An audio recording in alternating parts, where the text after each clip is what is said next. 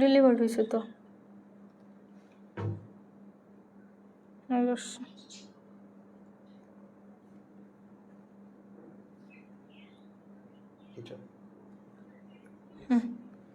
Live দিয়ে আছে না?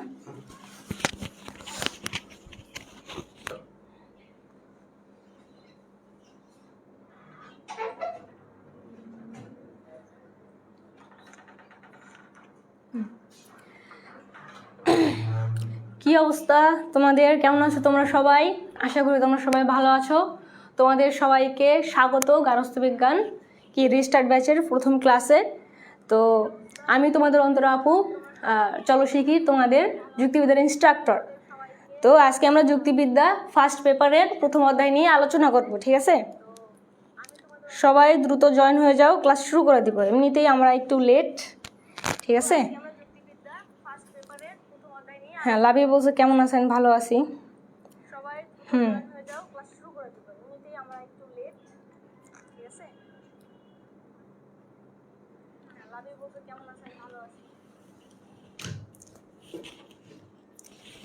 তো দেখো, আমরা আজকে আলোচনা করব যুক্তিবিদ্যার প্রথম অধ্যায় নিয়ে, প্রথম পত্রের। তো এটা হচ্ছে যুক্তিবিদ্যার বেসিক নিয়ে। যুক্তিবিদ্যা আমাদের কঠিন মনে হয় কেন? এটা হচ্ছে আমরা বেসিকটা জানি না, ঠিক আছে? তখন যখন আমরা মাঝখান থেকে কোনো কিছু বুঝতে যাই, ওটা আমাদের মাথায় ধরে না, ঠিক আছে, সহজে। তো আমাদের প্রথমত বেসিকটা ক্লিয়ার করে রাখতে হবে। তো যুক্তিবিদ্যার যে পরিচিত অধ্যায়টা, এই অধ্যায়ে কি আছে আমাদের? যুক্তিবিদ্যা কাকে বলে, কোথা থেকে উৎপত্তি হলো, কোন কোন দার্শনিকরা যুক্তিবিদ্যা নিয়ে কতটুকু রিসার্চ করেছেন, কতটুকু অবদান রাখছেন, এটাই হচ্ছে আমাদের যুক্তিবিদ্যার যে পরিচিতি প্রথম অধ্যায়, এটা আলোচনার বিষয়, ঠিক আছে? যুক্তিবিদ্যা তোমাদের অনেকের কাছে কঠিন মনে হয়, কিন্তু কঠিন মনে হওয়ার কথা না।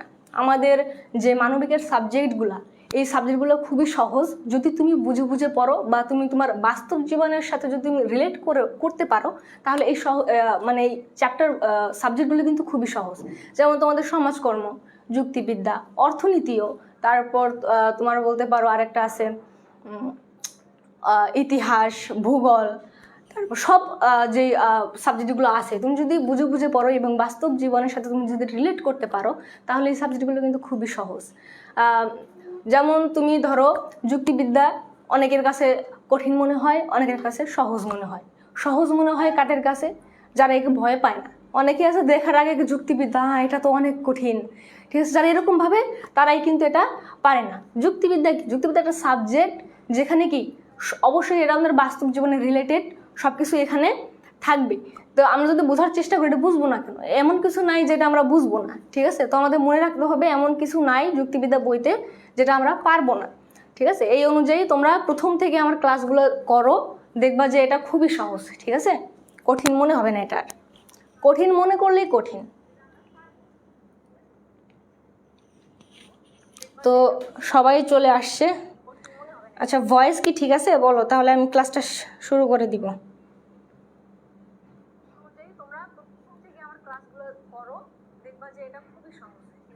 হ্যাঁ, সুমাইয়া মাফি বলছে আপু এখন থেকে আপনি নেবেন যুক্তিবিদ্যা। হ্যাঁ, এখন থেকে আমি নিব।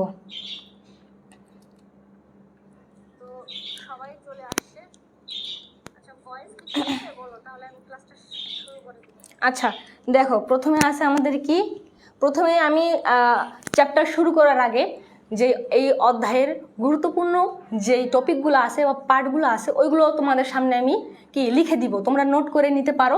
ওই টপিকগুলো ধরে ধরে তোমরা নোট করবা। ওই টপিকগুলো থেকে যদি তুমি পড়ো এর বাইরে একটা অক্ষর আসবে না তোমার সিকিউতে। আর এমসিকিউর জন্য কী কী পড়তে হবে ওটা আমি বলে দিব। তো ফার্স্টে আমি তোমাদের বলবো কোন কোন পার্টটা, কোন কোন বিষয়টা আমাদের জন্য ইম্পর্টেন্ট। আমরা পরবর্তীতে যখন পার্ট নিয়ে আলোচনা করব ওই তোমার টপিকগুলা বিস্তারিত আলোচনা করবো বা ক্লিয়ারভাবে বোঝার চেষ্টা করবো, ঠিক আছে? হ্যাঁ, গুরুত্বপূর্ণ অধ্যায়গুলোই করাচ্ছি, কারণ প্রথম অধ্যায় থেকে অনেক কোশ্চেন আসছে, ঠিক আছে?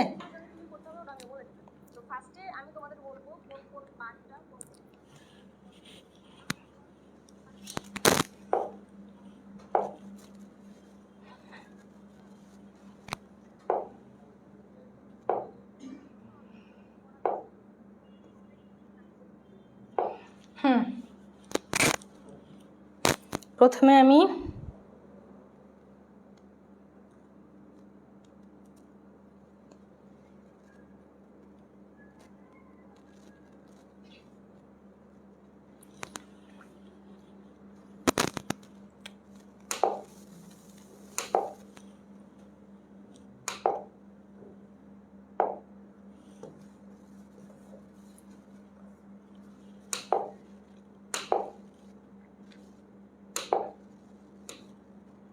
ঠিক আছে, দেখো এখানে আমি লেখা শুরু করতেছি যে 1 নম্বরে হচ্ছে আমাদের কি যুক্তিবিদ্যার উৎপত্তি ও ক্রমবিকাশ। প্রথম যুক্তিবিদ্যার ধারণা। হ্যাঁ,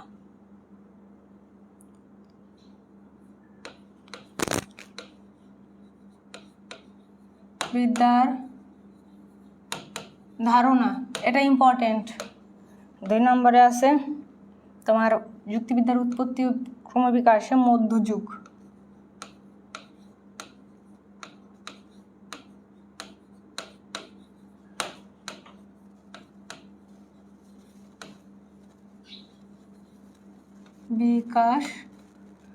বিকাশে মধ্যযুগ। তারপরে আছে 3 নাম্বার এই যুক্তিবিদ্যা সম্পর্কে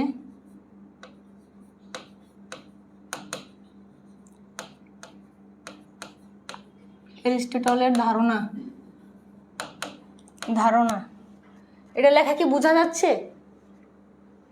আচ্ছা, তোমাদের আমি যেহেতু এখানে লিখতে সমস্যা হচ্ছে তোমাদের আমি মুখে মুখে বলে দিচ্ছি যে দেখো, প্রথমত আছে আমাদের যুক্তিবিদ্যার যে ধারণা, এটা ইম্পর্টেন্ট, এটা আমরা বিস্তারিতভাবে পড়বো। তারপরে আছে আমাদের যুক্তিবিদ্যা কোনো বিষয়ের যে ধারা আছে, যেটা এখানে মধ্যযুগ সম্পর্কে আলোচনা আছে, এটা তোমাদের জন্য ইম্পর্টেন্ট। তারপরে অ্যারিস্টটল যুক্তিবিদ্যা সম্পর্কে কী ধারণা পোষণ করেন, তার ধারণাটা কি, এটা ইম্পর্টেন্ট। তোমাদের এমসিকিউতে কিন্তু মানে সিকিউ কোশ্চেনে আসবে গ ঘয়ে। তারপর আছে কলা ও বিজ্ঞান হিসেবে যুক্তিবিদ্যা। এখানে কলা ও বিজ্ঞান হিসেবে যুক্তিবিদ্যা, তারপর কলা হিসেবে যুক্তিবিদ্যা ব্যাখ্যা করো, বিজ্ঞান হিসেবে যুক্তিবিদ্যা ব্যাখ্যা করো, এই কোশ্চেনগুলো আসে। তারপরে হচ্ছে তোমার যুক্তিবিদ্যা আদর্শনিষ্ঠ বিজ্ঞান এবং বস্তুনিষ্ঠ বিজ্ঞান, এটা আলোচনা করো, এটা আসে গ ঘয়ে। আবার যুক্তিবিদ্যার পরিসর বিষয়বস্তু, এটা হচ্ছে আমাদের কি যুক্তিবিদ্যার ইম্পর্টেন্ট পার্ট। আমরা এগুলো নিয়ে এখানে আলোচনা করব। তো প্রথমত আছে যে যুক্তিবিদ্যার পরিচিতি, ঠিক আছে? এটা হচ্ছে আমাদের কি, প্রথমে আমাদের জানতে হবে যে যুক্তিবিদ্যা, যুক্তি কাকে বলে এবং যুক্তিবিদ্যা কাকে বলে, এটা হচ্ছে আমাদের জানার বিষয়।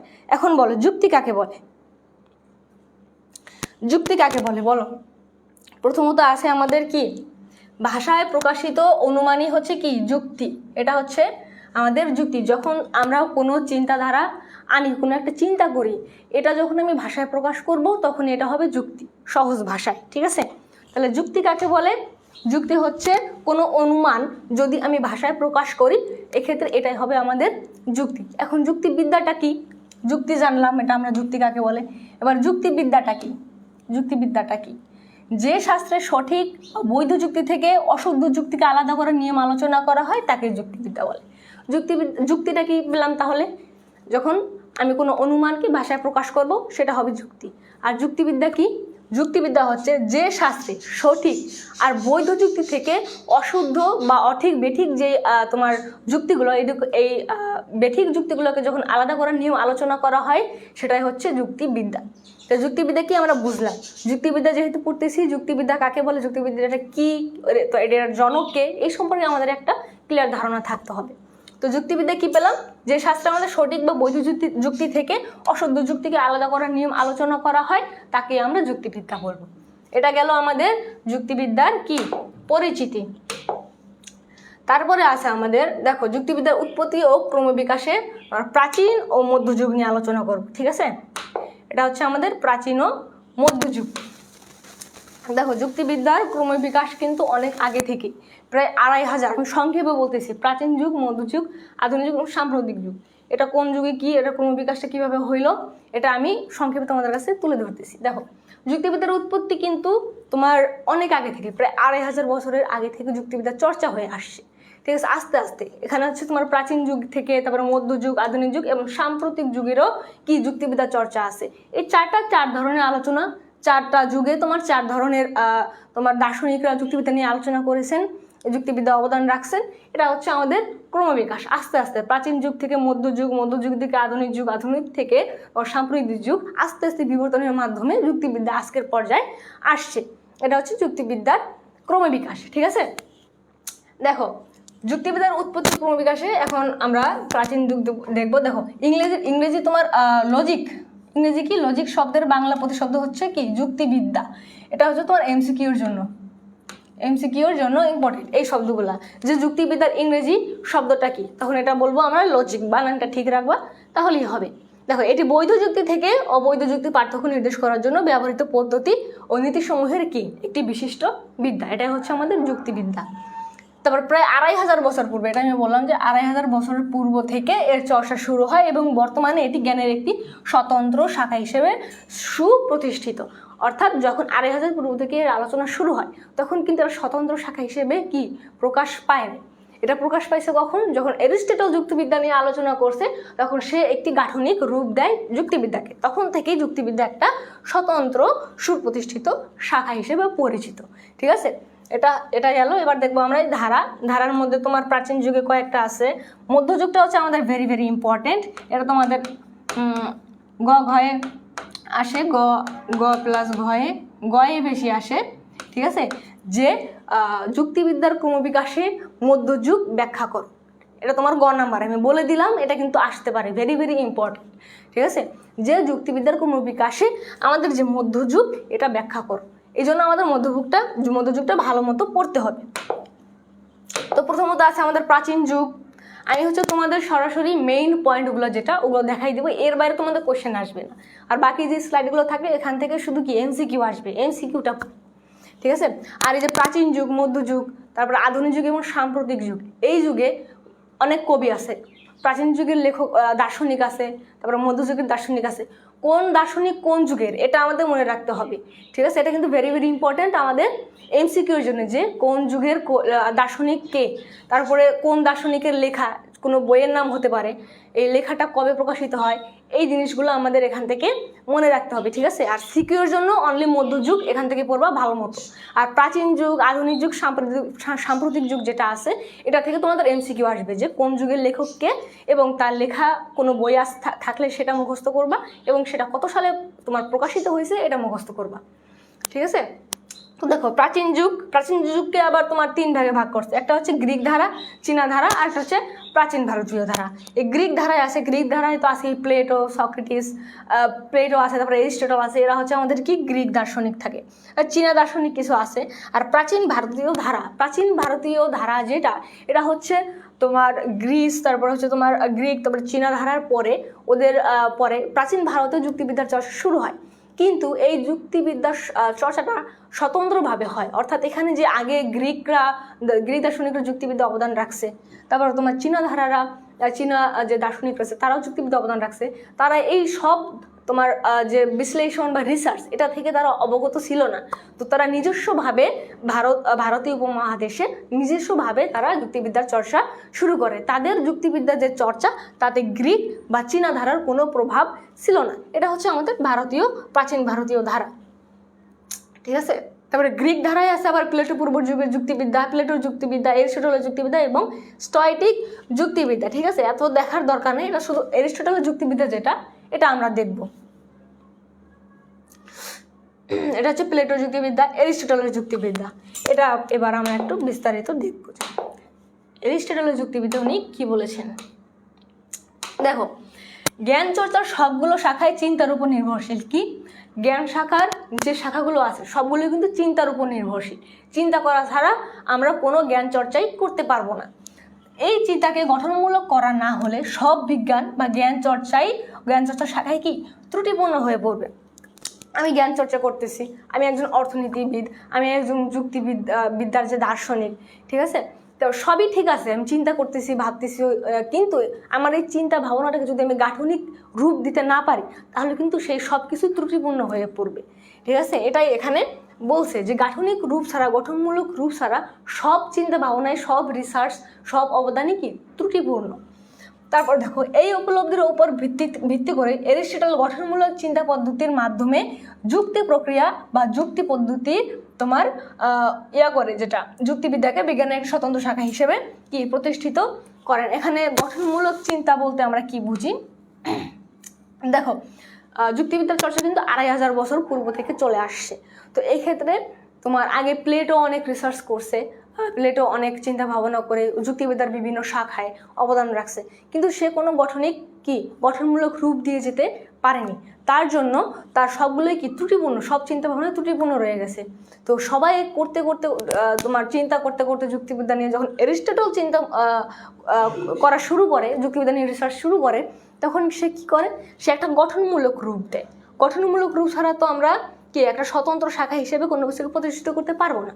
সে এখানে এসে একটা গঠনমূলক পদ্ধতির মাধ্যমে যুক্তিবিদ্যাকে ব্যাখ্যা করে। অর্থাৎ গঠনমূলক মানে কি, এটা লিখিত রূপ, ঠিক আছে, বা দলিলপত্র যেটা থাকে না, যে লিখিত রূপ, আমি চিন্তা করলাম, এটা আমার মাথায় থাকলো, আমি মুখে বললাম, কিন্তু এর কোনো লিখিত ডকুমেন্ট নাই, তাহলে এটা কি ত্রুটিপূর্ণ হবে, এটা সম্পূর্ণ হবে না, স্বতন্ত্র হবে না।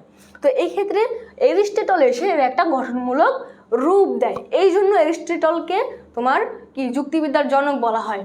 এরকম কোশ্চেনটা আসে তোমার খ নম্বরের যে কোশ্চেন আছে, খ নম্বরের কোশ্চেনে আসে যে এরিস্টটলকে তোমার, এটা তো কমন কোশ্চেন যে যুক্তিবিদ্যার জনক কে, এটা তো সবাই জানে এটা এরিস্টটল, বাট এরিস্টটলকে যুক্তিবিদ্যার জনক কেন বলা হয়, এই কোশ্চেনটা কিন্তু তোমাকে দিয়ে দিতে পারে। এটা খ নাম্বার জন্য, অনুধাবনমূলক কোশ্চেনের জন্য। তখন তোমরা এভাবে ব্যাখ্যা করবা যে প্রাচীনকাল থেকেই যুক্তিবিদ্যা নিয়ে অনেকে অনেক চর্চা করেছেন, চিন্তা করেছেন, কিন্তু কোনো গঠনমূলক রূপ দিতে পারেননি। কিন্তু এরিস্টটল এখানে আসছে গঠনমূলক চিন্তা পদ্ধতির মাধ্যমে এই যুক্তিবিদ্যাকে একটি স্বতন্ত্র শাখা হিসেবে প্রতিষ্ঠিত করেন। ঠিক আছে, তাই তোমার এরিস্টটলকে যুক্তিবিদ্যার জনক বলা হয়। এটা আমার খ নাম্বারের কোশ্চেন। ঠিক আছে, বুঝতে পারছি আমরা যে তোমার এরিস্টটলকে যুক্তিবিদ্যার জনক কেন বলা হয়, বুঝতে পারছি কি না বলো, যদি বুঝে থাকো তাহলে বলো, ক্লিয়ার?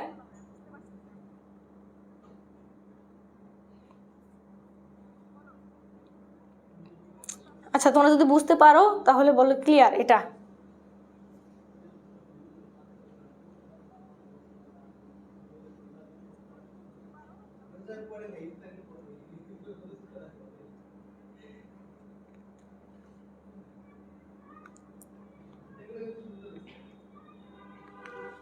দেখো, এরপর আমরা কি দেখব, এরপর দেখবো আমরা কি এরিস্টটলের যুক্তিবিদ্যা সংক্রান্ত যে লেখাগুলো, এটা অর্গানন নামে তোমার সংকলিত হয়। ঠিক আছে, মানে যুক্তিবিদ্যার যে গঠনমূলক যে রূপ দিছে এরিস্টটল, এটা অর্গানন নামে সংকলিত হয়। ঠিক আছে, এতে তিনি যুক্তির ধরন, প্রয়োজনীয়তা, পদ, সহানুমান ইত্যাদি সহ যুক্তিবিদ্যার আধুনিক প্রতীকী স্তর এর পূর্ব পর্যন্ত সনাতন যুক্তিবিদ্যার উল্লেখযোগ্য প্রায় সব দিক নিয়েই কম বেশি আলোচনা করেন বা দিক নির্দেশনা দেন।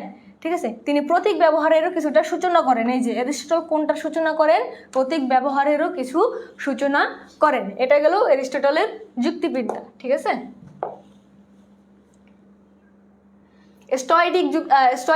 স্টয়িক যুক্তিবিদ্যা আছে, এখানে এরিস্টটলের কিছু আছে, চিন্তার উত্তরাধিকারী। তারপর চীনা ধারা আছে, ভারতীয় প্রাচীন ধারা আছে। এবার দেখবো আমরা মধ্যযুগ। মধ্যযুগটা কি বলছিলাম প্রথমে, মধ্যযুগটা হচ্ছে very very important, very very important. কোনটা? মধ্যযুগ। মধ্যযুগ সম্পর্কে ব্যাখ্যা করো। এটা গ আর গ এর জন্য ভেরি ভেরি ইম্পর্টেন্ট, ঠিক আছে, ভেরি ভেরি ইম্পর্টেন্ট। এটা একদম সুন্দর করে মধ্যযুগের যে বর্ণনাটা আছে একদম মুখস্থ করে রাখবা। যদি তোমার কোশ্চেনে আসে যে যুক্তিবিদ্যার বিকাশের মধ্যযুগ ব্যাখ্যা করো, তখন তুমি সুন্দর করে পয়েন্ট করে করে এখানে যেভাবে পয়েন্ট পয়েন্ট করে দিয়েছি এভাবে সুন্দর করে তুমি লিখে দিবা, তোমাকে একদম ফুল মার্কস দিতে সে বাধ্য, ঠিক আছে। তো দেখো মধ্যযুগটা এখন দেখবো আমরা।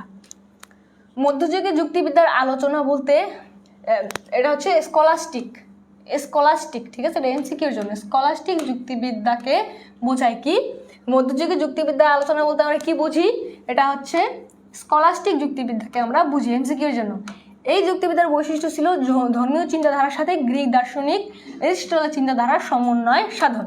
এ সময় আরবধর্মী যুক্তিবিদ্যার কি প্রচলন বেশি ছিল। তো স্কলাস্টিক যুক্তিবিদ্যা কোনটা? স্কলাস্টিক যুক্তিবিদ্যা হচ্ছে, আমরা মধ্যযুগ বলতেই কোন যুক্তিবিদ্যা বুঝি? স্কলাস্টিক যুক্তিবিদ্যা। আর স্কলাস্টিক যুক্তিবিদ্যা হচ্ছে যখন ধর্মকে, ধর্মীয় অনুভূতিকে, আমাদের ধর্মীয় চিন্তাধারা বা ধর্মীয় অনুভূতিকে আমাদের যে গ্রিক দার্শনিক বা তোমার যুক্তিবিদ্যার জনক এরিস্টটলের যে চিন্তাধারা তার সাথে যখন আমরা সমন্বয় করতে যাব তখনই এটা আসবে কি স্কলাস্টিক যুক্তিবিদ্যা, ঠিক আছে। দেখো মধ্যযুগে যেসব মনীষী যুক্তিবিদ্যার ক্ষেত্রে অবদান রাখেন তাদের মধ্যে উল্লেখযোগ্য হলেন আল কিন্দি, আল ফারাবি, ইবনে সিনা, আল গাজ্জালি ও ইবনে রুশদ।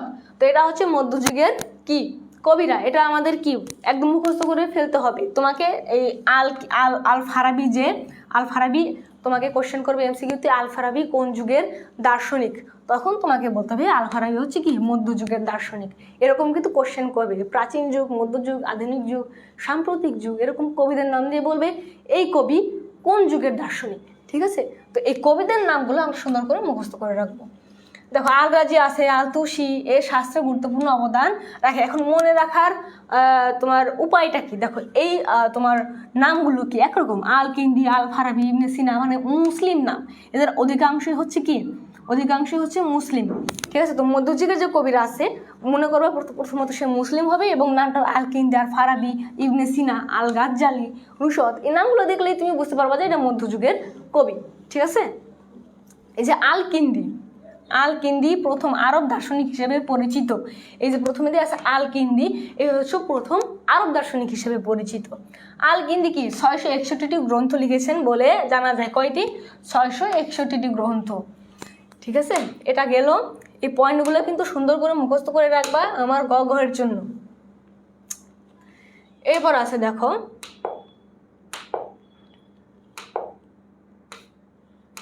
এরিস্টটল পরবর্তী সময় থেকে আধুনিক যুগের পূর্ব পর্যন্ত যুক্তিবিদ্যার উপর যারা সবচেয়ে বেশি কাজ করেছেন তাদের মধ্যে আল ফারাবি কি সর্বশ্রেষ্ঠ। অর্থাৎ এরিস্টটলের পরে যুক্তিবিদ্যার উপর যদি সর্বোচ্চ কেউ কাজ করে থাকে বা অবদান রেখে থাকে সেটা হচ্ছে কি আল ফারাবি। এটা আমাদের মনে রাখতে হবে।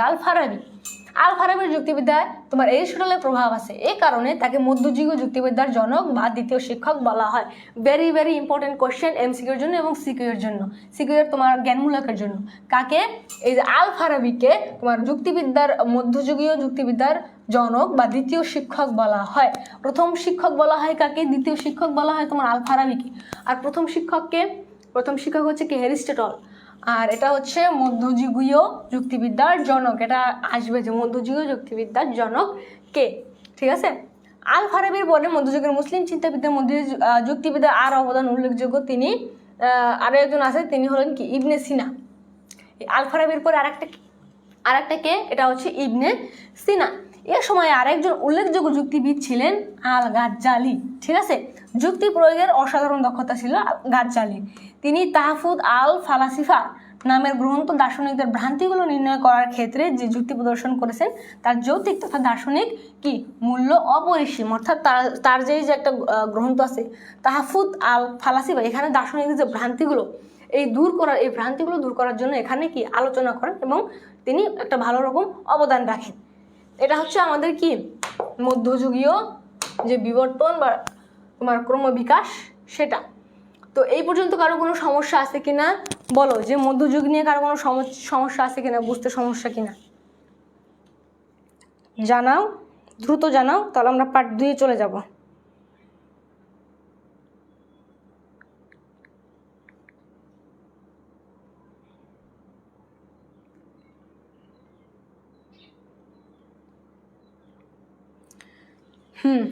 আমরা কমেন্টে পড়াশোনা ব্যতীত অন্য কোনো কমেন্ট করব না, ঠিক আছে?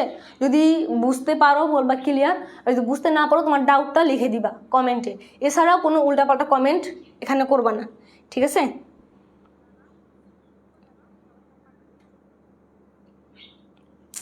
তো দেখো আমাদের এটা গেল। তো এখানে আমাদের কি রইল, ক্রমবিকাশে আমাদের গেল আধুনিক এবং মধ্যযুগ। এখানে আধুনিক এবং মধ্যযুগের ভিতরে মধ্যযুগটা বেশি ইম্পর্টেন্ট গয়ের জন্য, তো এটা তোমরা ভালো মতো পড়ে রাখবা। আর যে বাকিগুলো আছে এখান থেকে তোমরা এমসিকিউর জন্য 1-2বার পড়বা, পয়েন্ট করে দেওয়া আছে, সুন্দর করে দেখে নিবা, ঠিক আছে?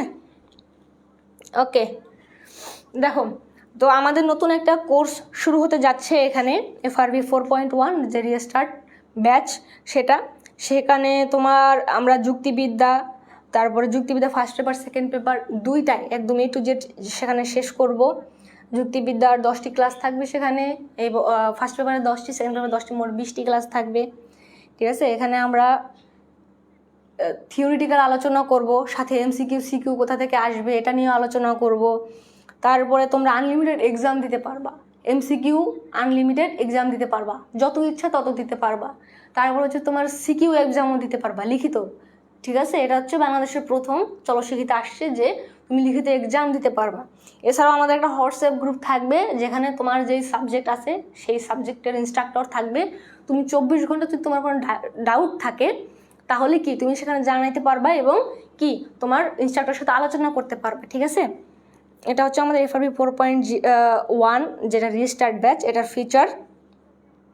তো তোমরা যারা FRB 4.1-এ ভর্তি হতে চাও, ঠিক আছে, FRB 4.1 রিস্টার্ট ব্যাচ, তার ভর্তি শুরু হবে হচ্ছে আমাদের 1 তারিখ থেকে, কিন্তু তোমার যে প্রি বুকিং এটা 25 থেকে, অর্থাৎ আজকে থেকে 27 তারিখ পর্যন্ত চলবে। এবং যারা প্রি বুকিং করবে সবার জন্য গিফট আছে, ডিসকাউন্ট আছে। এছাড়াও কম্বো কোর্সে যারা ভর্তি হবে তাদের জন্য টি-শার্ট থাকবে, আবার ব্যাগ, চলশিক্ষির লোগো দেওয়া ব্যাগ থাকবে।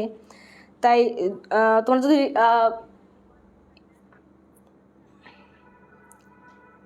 আপু FRB 4.0 আর FRB 4.0 মধ্যে পার্থক্য কি? পার্থক্য তেমন নাই, একই, সব দুইটাই একই।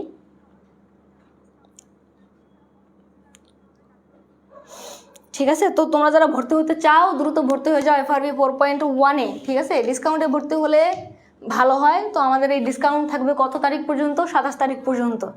গিফট পাবা, ডিসকাউন্টে ভর্তি হতে পারবা, ঠিক আছে? তো দ্রুত তোমরা প্রি বুকিং করে ফেলো। দেখো এবার দেখো না পার্ট 2, যে ক্রমবিকাশে আধুনিক এবং সাম্প্রতিক যুগ, ঠিক আছে? আধুনিক এবং সাম্প্রতিক যুগ। রেনেসাঁ পরবর্তী সময়ে তোমার যুক্তিবিদ্যার তথা দর্শনের ইতিহাস আধুনিক যুগ বলে বিবেচিত হয়। কখন থেকে? এই রেনেসাঁ পরবর্তী সময় থেকে আমরা যুক্তিবিদ্যা তথা দর্শনের যে ইতিহাস এটা আধুনিক যুগ বলে বিবেচিত হয়। এই যুগের প্রথম উল্লেখযোগ্য দার্শনিক বলে পরিচিত ফ্রান্সিস বেকন। এখন আধুনিক যুগের প্রথম দার্শনিক হিসেবে পরিচিত কে? এটা হচ্ছে ফ্রান্সিস বেকন। 1620 সালে তার নোভাম অর্গানাম, দ্য নিউ অর্গানন প্রকাশিত হয়। এটা কি? আমাদের প্রাচীন গ্রীসের দার্শনিক অ্যারিস্টটলের যুক্তিবিদ্যা সংক্রান্ত লেখা হচ্ছে অর্গানন নামে সংকলিত হয়েছিল।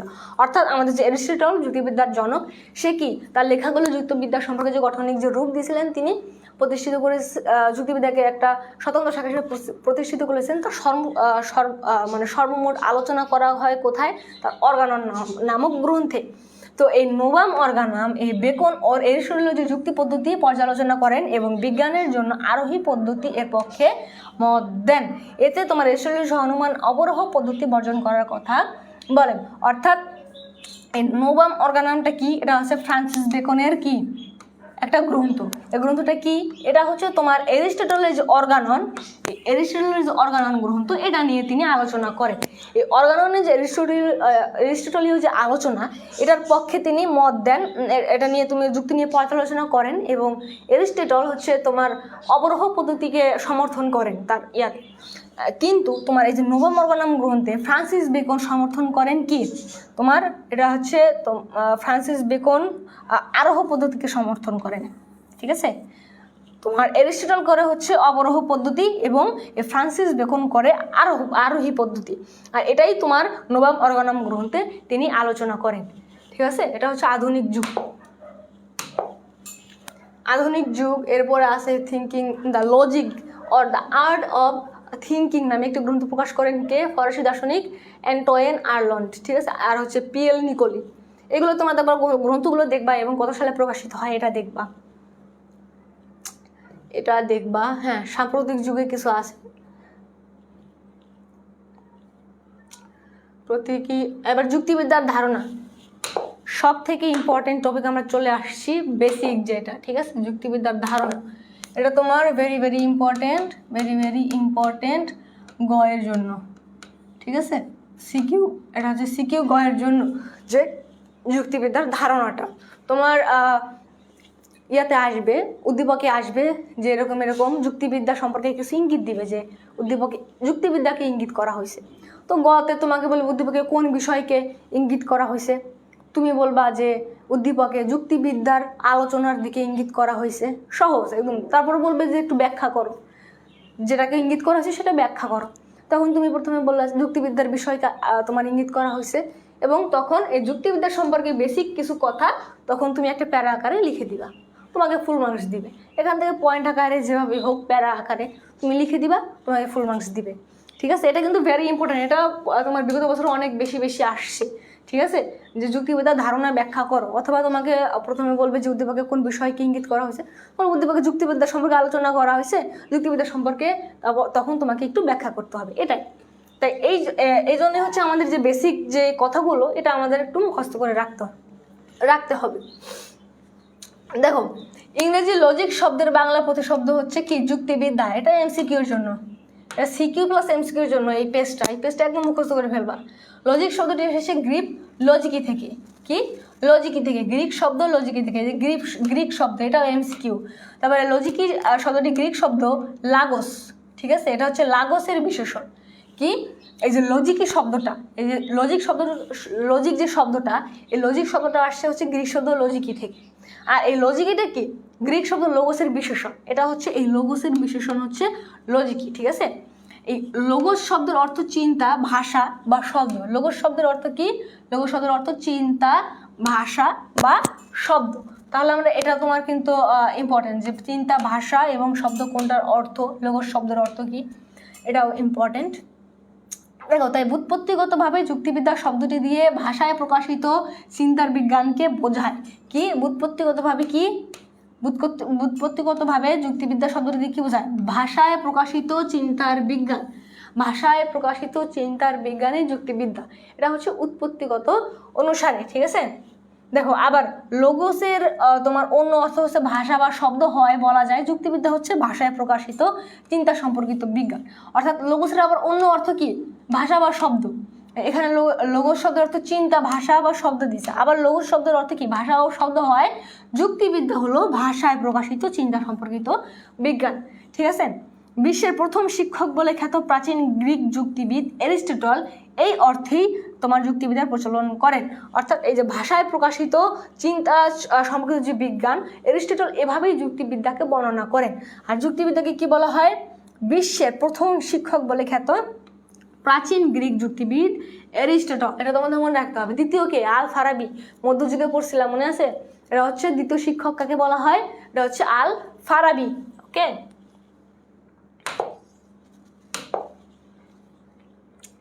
এবার দেখো, তবে চিন্তা বলতে তিনি যা বুঝিয়েছেন, অর্থাৎ তার আলোচনা থেকে যা বোঝা যায় তা হলো অনুমানমূলক চিন্তা বা যৌক্তিক চিন্তা। অর্থাৎ চিন্তা তো অনেক ধরনের হয়, কিন্তু যুক্তিবিদ্যার যে চিন্তাটা হবে, এটা হবে কি? তোমার অনুমানমূলক চিন্তা বা যৌক্তিক চিন্তা। অর্থাৎ এই চিন্তাটা আমাদের কি? যৌক্তিক হতে হবে। যে চিন্তা সম্পর্কিত যে বিজ্ঞান তোমার বলছে যুক্তিবিদ্যাকে, এখন চিন্তা তো আমরা অনেক বিষয়ে করি। আমার টাকা পয়সা নেই, ভবিষ্যতে কী করব, পড়াশোনা করি না, কীভাবে এসএসসিতে প্লাস পাবো, কীভাবে ভালো রেজাল্ট করবো, কালকে ক্লাসে ছিলাম, স্যার একটু বেশি কথা শোনাইছে, আর ভালো লাগতেছে না, আমি আজকে ক্লাস করবো না। এরকম চিন্তাও তো হয়, এটা তো যৌক্তিক চিন্তা না। কিন্তু যুক্তিবিদ্যার যে চিন্তাটা হবে, সেটা অনুমানমূলক চিন্তা হবে এবং যৌক্তিক চিন্তা হবে, ঠিক আছে। এই সম্পর্কে আমরা পরে বিস্তারিত আলোচনা করব। দেখো, চিন্তা বিষয়টি নিয়ে অ্যারিস্টটলের সময় তেমন কোনো অর্থ বিভ্রান্তি হয়তো ছিল না, আর সে কারণেই হয়তো তিনি সবিচার চিন্তা বা যুক্তিমূলক চিন্তার তোমার বিজ্ঞান বোঝাতেই যুক্তিবিদ্যাকে চিন্তার বিজ্ঞান বলছে। অর্থাৎ যখন যুক্তিবিদ্যা নিয়ে অ্যারিস্টটল আলোচনা করেন, তখন তারা চিন্তা বলতে এই সবিচার চিন্তা যেটা, বা অনুমানমূলক যে চিন্তা বা যৌক্তিক চিন্তা, এটাই বুঝতো। যে চিন্তা মানে যৌক্তিক চিন্তা, কিন্তু সময়ের পরিবর্তনে আমরা তো চিন্তা অনেক ধরনের হয়, এভাবে ক্রমবিভাগ তোমার ভাগ করে ফেলছে, শাখা চলে আসছে। কিন্তু তখন কিন্তু তারা চিন্তা বলতে শুধু যে যৌক্তিক চিন্তা এবং তোমার যে অনুধাবনমূলক চিন্তা, অনুমানমূলক চিন্তা, এটাকেই বুঝতো। তাই তারা ওই অর্থেই কি ব্যবহার করছে চিন্তাকে।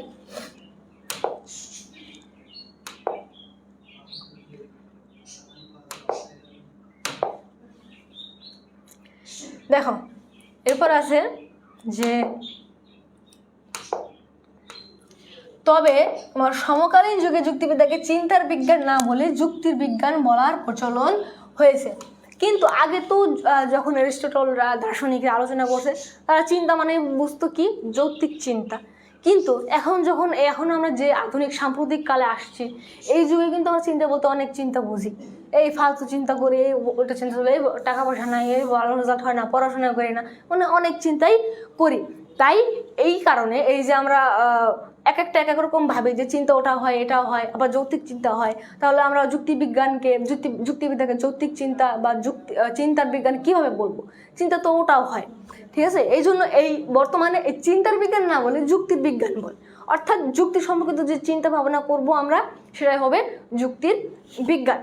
তো এখন আমরা কি আসল কারণ বের হলো কি, যে চিন্তার বিজ্ঞান না বলে যুক্তির বিজ্ঞান। এখানে দুইটা তোমার দেওয়া আছে, প্রথমত এবং দ্বিতীয়ত কারণ দেওয়া আছে, দুইটা আমি তোমাকে মুখে বলে দিচ্ছি। এটাই যে আগে এটাকে যৌক্তিক চিন্তা বলতে যৌক্তিক চিন্তাই বুঝতো, তারা অন্য কোনো চিন্তা বুঝতো না। কিন্তু বর্তমানে কনফিউশন চলে আসছে যে চিন্তা দুই ধরনের হয়, একটা উল্টাপাল্টা চিন্তা, এটা আমরা দৈনন্দিন করে থাকি, আর হচ্ছে যৌক্তিক চিন্তা। তো এই জন্যই যেহেতু দুই ধরনেরই চিন্তা হয়, তাই যৌক্তিক চিন্তা না বলে এখন তোমার যুক্তির বিজ্ঞান বলা হয়, যুক্তিবিজ্ঞান। এটা হচ্ছে আমাদের মেইন কারণ, ঠিক আছে? এখানে আর বোঝার কিছু নাই।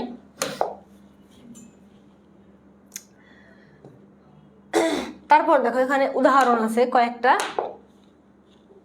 দেখো যেমন মনে মনে আমরা কি মানুষ মরণশীল এবং শিক্ষকগণ হয় মানুষ, এই দুটি জানা তথ্যের ভিত্তিতে সকল শিক্ষককে মরণশীল বলে আমরা ভাবতে পারি কি না? প্রথমত কি আছে, মনে মনে, ধরো মনে মনে আমরা প্রকাশ করতেছি না, ভাষায় প্রকাশ করতেছি না, মানুষ মরণশীল, মনে মনে ভাবতেছি যে মানুষ মরণশীল। আর একটা সত্য আছে, শিক্ষকগণ হয় মানুষ, এই দুইটাই সত্য। মানুষ মরণশীল, এটা চিরন্তন সত্য, এবং শিক্ষকগণ হয় মানুষ, এটাও সত্য। তো এটা আমরা মনে মনে ভাবলাম, এই দুইটা সত্য। এখন এই দুইটা সত্য থেকে আমরা কি বলতে পারি? সকল শিক্ষক মরণশীল। কি? সকল শিক্ষক মরণশীল। যেহেতু মানুষ মরণশীল এবং শিক্ষক মানুষ, এই দুটো চিরন্তন সত্য, এই সত্য দুটো আমরা জানি। এখান থেকে আমরা বলতে পারি কি? সকল শিক্ষক মরণশীল, ঠিক আছে? আর এই ভাবনাটি যদি আমরা ভাষায় প্রকাশ করি, তাহলে এটা হবে কি? যুক্তি। এখন এই যে ভাবনাটা আমরা ভাবলাম, এটা তো আমরা মনে মনে, এখানে কি আছে? মনে মনে আমরা ভাবছি, ঠিক আছে? মনে মনে ভাবছি, কিন্তু এটা যখন আমরা ভাষায় প্রকাশ করব, তখন সেটা হবে কি? যুক্তি। যে সকল মানুষ মরণশীল, সকল শিক্ষকই মানুষ, অর্থাৎ সকল কি শিক্ষকই মরণশীল, ঠিক আছে? তো এটা ক্লিয়ার কিনা বলো?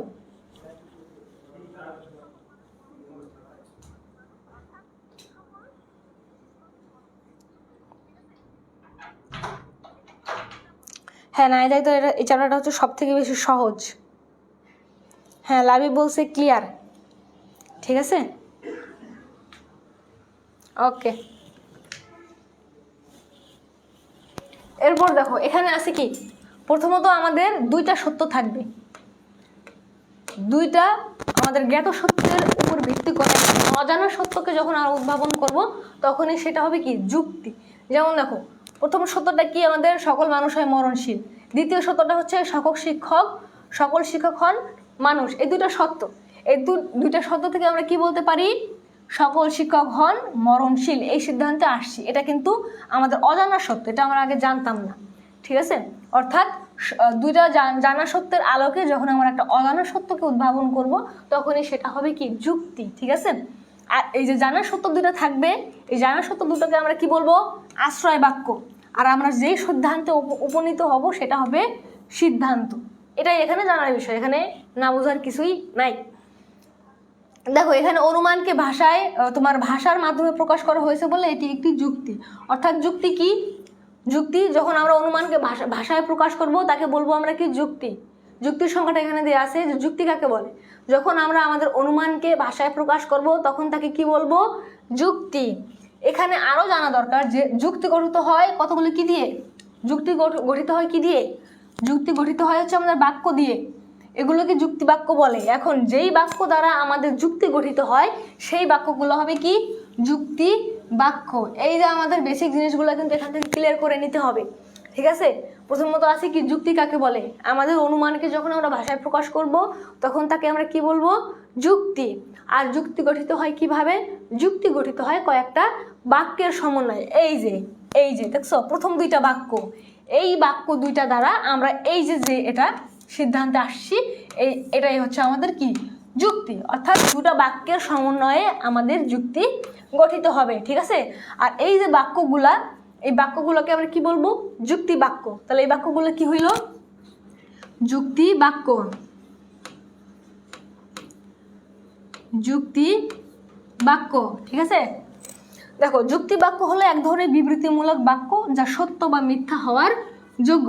আর এই যে আমাদের যুক্তি বাক্যগুলো, এই বাক্যগুলো কি হবে? এই বাক্যগুলো হবে বিবৃতিমূলক বাক্য হবে এবং এটা সত্য এবং অসত্য দুটো হওয়ারই যোগ্য, দুটাই হতে পারে, ঠিক আছে? তো এখন যুক্তি কি? এই যে যুক্তি কি, তোমার যুক্তি কিভাবে গঠিত হয় এটা, তারপরে যুক্তি বাক্য কোনগুলা এটা, আর যুক্তি বাক্য কিরকম হবে, এই বিষয়গুলো আমাদের ক্লিয়ার করে জানতে হবে, ঠিক আছে?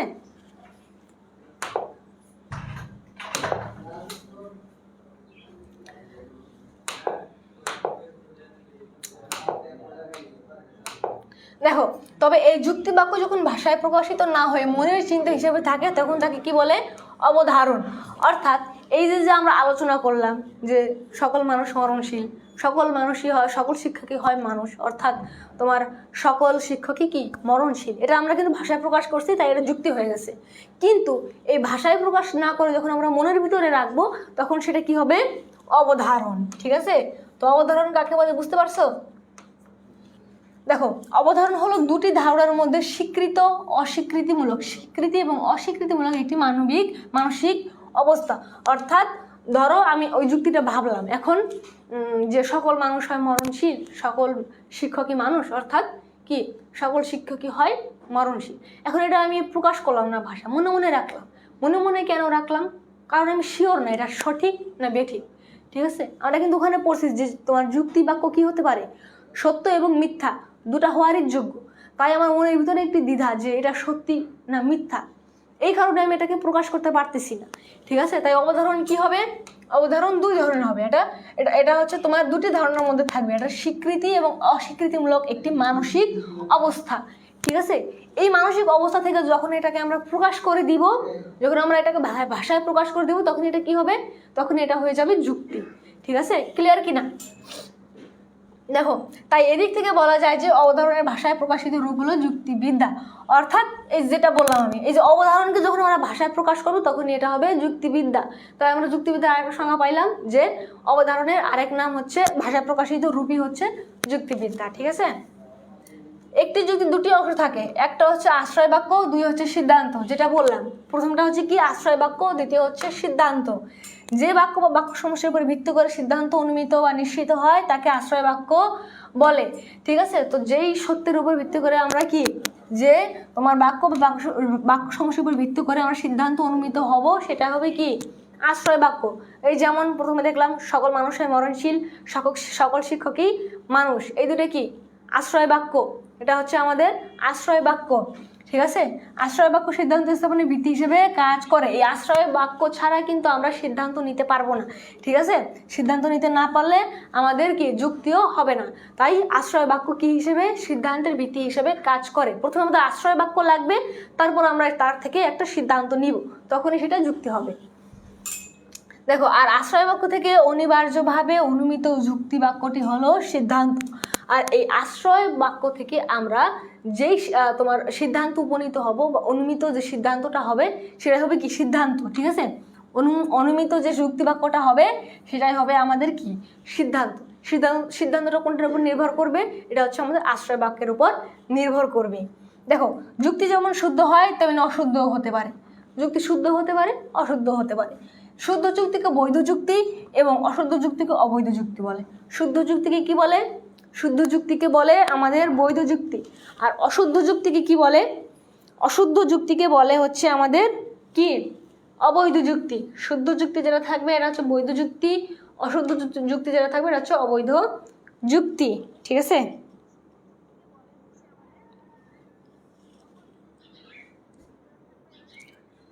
আচ্ছা, দুটি পদের মধ্যকার স্বীকৃত অস্বীকৃত মূলক কোন সম্পর্কে লিখিত মুখের যুক্তি বাক্য বলে। হ্যাঁ, ওকে, দেখো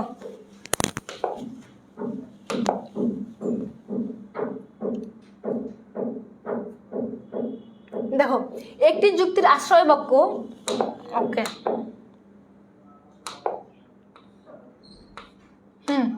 একটি যুক্তির আশ্রয় বাক্য ও সিদ্ধান্তের মধ্যে অনিবার্য সম্পর্ক থাকতে হয়। অর্থাৎ একটা আশ্রয় বাক্য এবং যে সিদ্ধান্ত এটার মধ্যে একটা সম্পর্ক থাকতে হবে। ঠিক আছে? দেখো আমাদের আশ্রয় বাক্য কি কি ছিল? যে সকল মানুষ হয় মরণশীল, সকল শিক্ষক হয় মানুষ। কিন্তু এই দুটো হচ্ছে আশ্রয় বাক্য ছিল, এটার সাথে আমাদের কি সিদ্ধান্তের সম্পর্ক থাকতে হবে। ঠিক আছে? এখন এই দুটো বাক্য থেকে আমরা সিদ্ধান্ত নেই নদীর পানি হয় ঘোলা, এটা তো হবে না। অর্থাৎ নদীর পানি হয় ঘোলা, এই দুটো থেকে আশ্রয় বাক্য থেকে আমরা এটা বলি, তাহলে কিন্তু হবে না। অর্থাৎ এই যে আশ্রয় বাক্য এবং সিদ্ধান্ত, এই দুটার মধ্যে একটা সম্পর্ক থাকতে হবে। দেখো এই অনিবার্যতা যুক্তির নিয়ম কানুন নিয়ে নির্ধারিত হয়। যুক্তিবিদ্যার তারই দিক নির্দেশনা দেয়া হয়ে থাকে। এখন এই যে যুক্তিবিদ্যার আলোচনা, এটাতে কিন্তু তারই আমাদের দিক নির্দেশনা দেয়া থাকে। ঠিক আছে? যে যখন কোনো একটি যুক্তি তার নিয়ম কানুনগুলিকে অনিবার্যভাবে অনুসরণ করে, অর্থাৎ যখন যুক্তির নীতিমালা অনুসরণ করে কোনো যুক্তি প্রদান করা হয়, তখনই সেটি বৈধ হয়। এখন বৈধ যুক্তি কখন হবে, অবৈধ যুক্তি কখন হবে? যখন এই আমাদের কি একটি যুক্তি তার নিয়ম কানুনগুলোকে অনিবার্যভাবে তোমার অনুসরণ করবে। অর্থাৎ একটা যুক্তি আমরা যে আশ্রয় বাক্য থেকে কি সিদ্ধান্তে যাব, তখনই তো সেটা যুক্তি হবে। এই যুক্তিতে যাওয়ার পর্যন্ত আগ পর্যন্ত কিন্তু নিয়ম অনুসরণ করে আমাদের যেতে হবে। এই যেই যুক্তিটা নিয়ম কানুন অনুসরণ করে অনিবার্যভাবে অনুসরণ করবে, অর্থাৎ যখন যুক্তি নীতিমালা অনুসরণ করে যুক্তি প্রদান করা হবে, তখন সেটা হবে বৈধ যুক্তি। আর যখন নীতিমালা অনুসরণ করবে না, সেটা হবে অবৈধ যুক্তি। ঠিক আছে? এটাই পার্থক্য, যে বৈধ যুক্তি কোনটা এবং অবৈধ যুক্তি কোনটা। যে যুক্তিটা নীতিমালা অনুসরণ করবে সেটা বৈধ, যেটা নীতিমালা অনুসরণ করবে না সেটা অবৈধ। দেখো, আর যখন কোনো যুক্তি প্রতিষ্ঠার ক্ষেত্রে তার নীতিমালা লঙ্ঘন করা হয়, তখন যুক্তিটি কি অবৈধ হয়। ওই যেটা বললাম, এটা হচ্ছে নীতিমালা অনুসরণ করবে আর এটাই কি লঙ্ঘন করবে, অর্থাৎ নীতিমালা অনুসরণ করবে না, সেটা হবে অবৈধ যুক্তি। ঠিক আছে? তাই যুক্তির বৈধতা অবৈধতা নির্ভর করে এর নিয়ম অনুসরণের উপর। তাই এই যে কোনো যুক্তি বৈধ হবে না অবৈধ হবে, সেটা কিভাবে নির্ণয় করব আমরা? এটা হবে তার কি নিয়মকানুন অনুসরণের উপর। কে কতটা, কোন যুক্তিটা কতটুকু নিয়মকানুন অনুসরণ করছে। যে অনুসরণ করছে সে বৈধ, যে অনুসরণ করে না সে অবৈধ। এইটুকু ক্লিয়ার কিনা বলো? বৈধ যুক্তি কোনটা হবে, অবৈধ যুক্তি কোনটা হবে?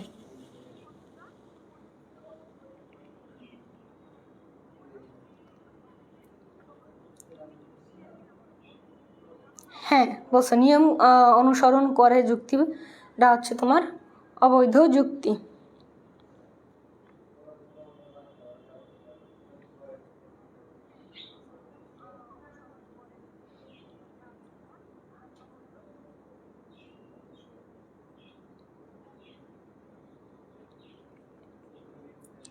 ওকে, ক্লিয়ার। ওকে, এই আমাদের যে ফার্স্ট পেপার ফার্স্ট চ্যাপ্টারটা, এই চ্যাপ্টারটা কিন্তু আমাদের খুবই সহজ।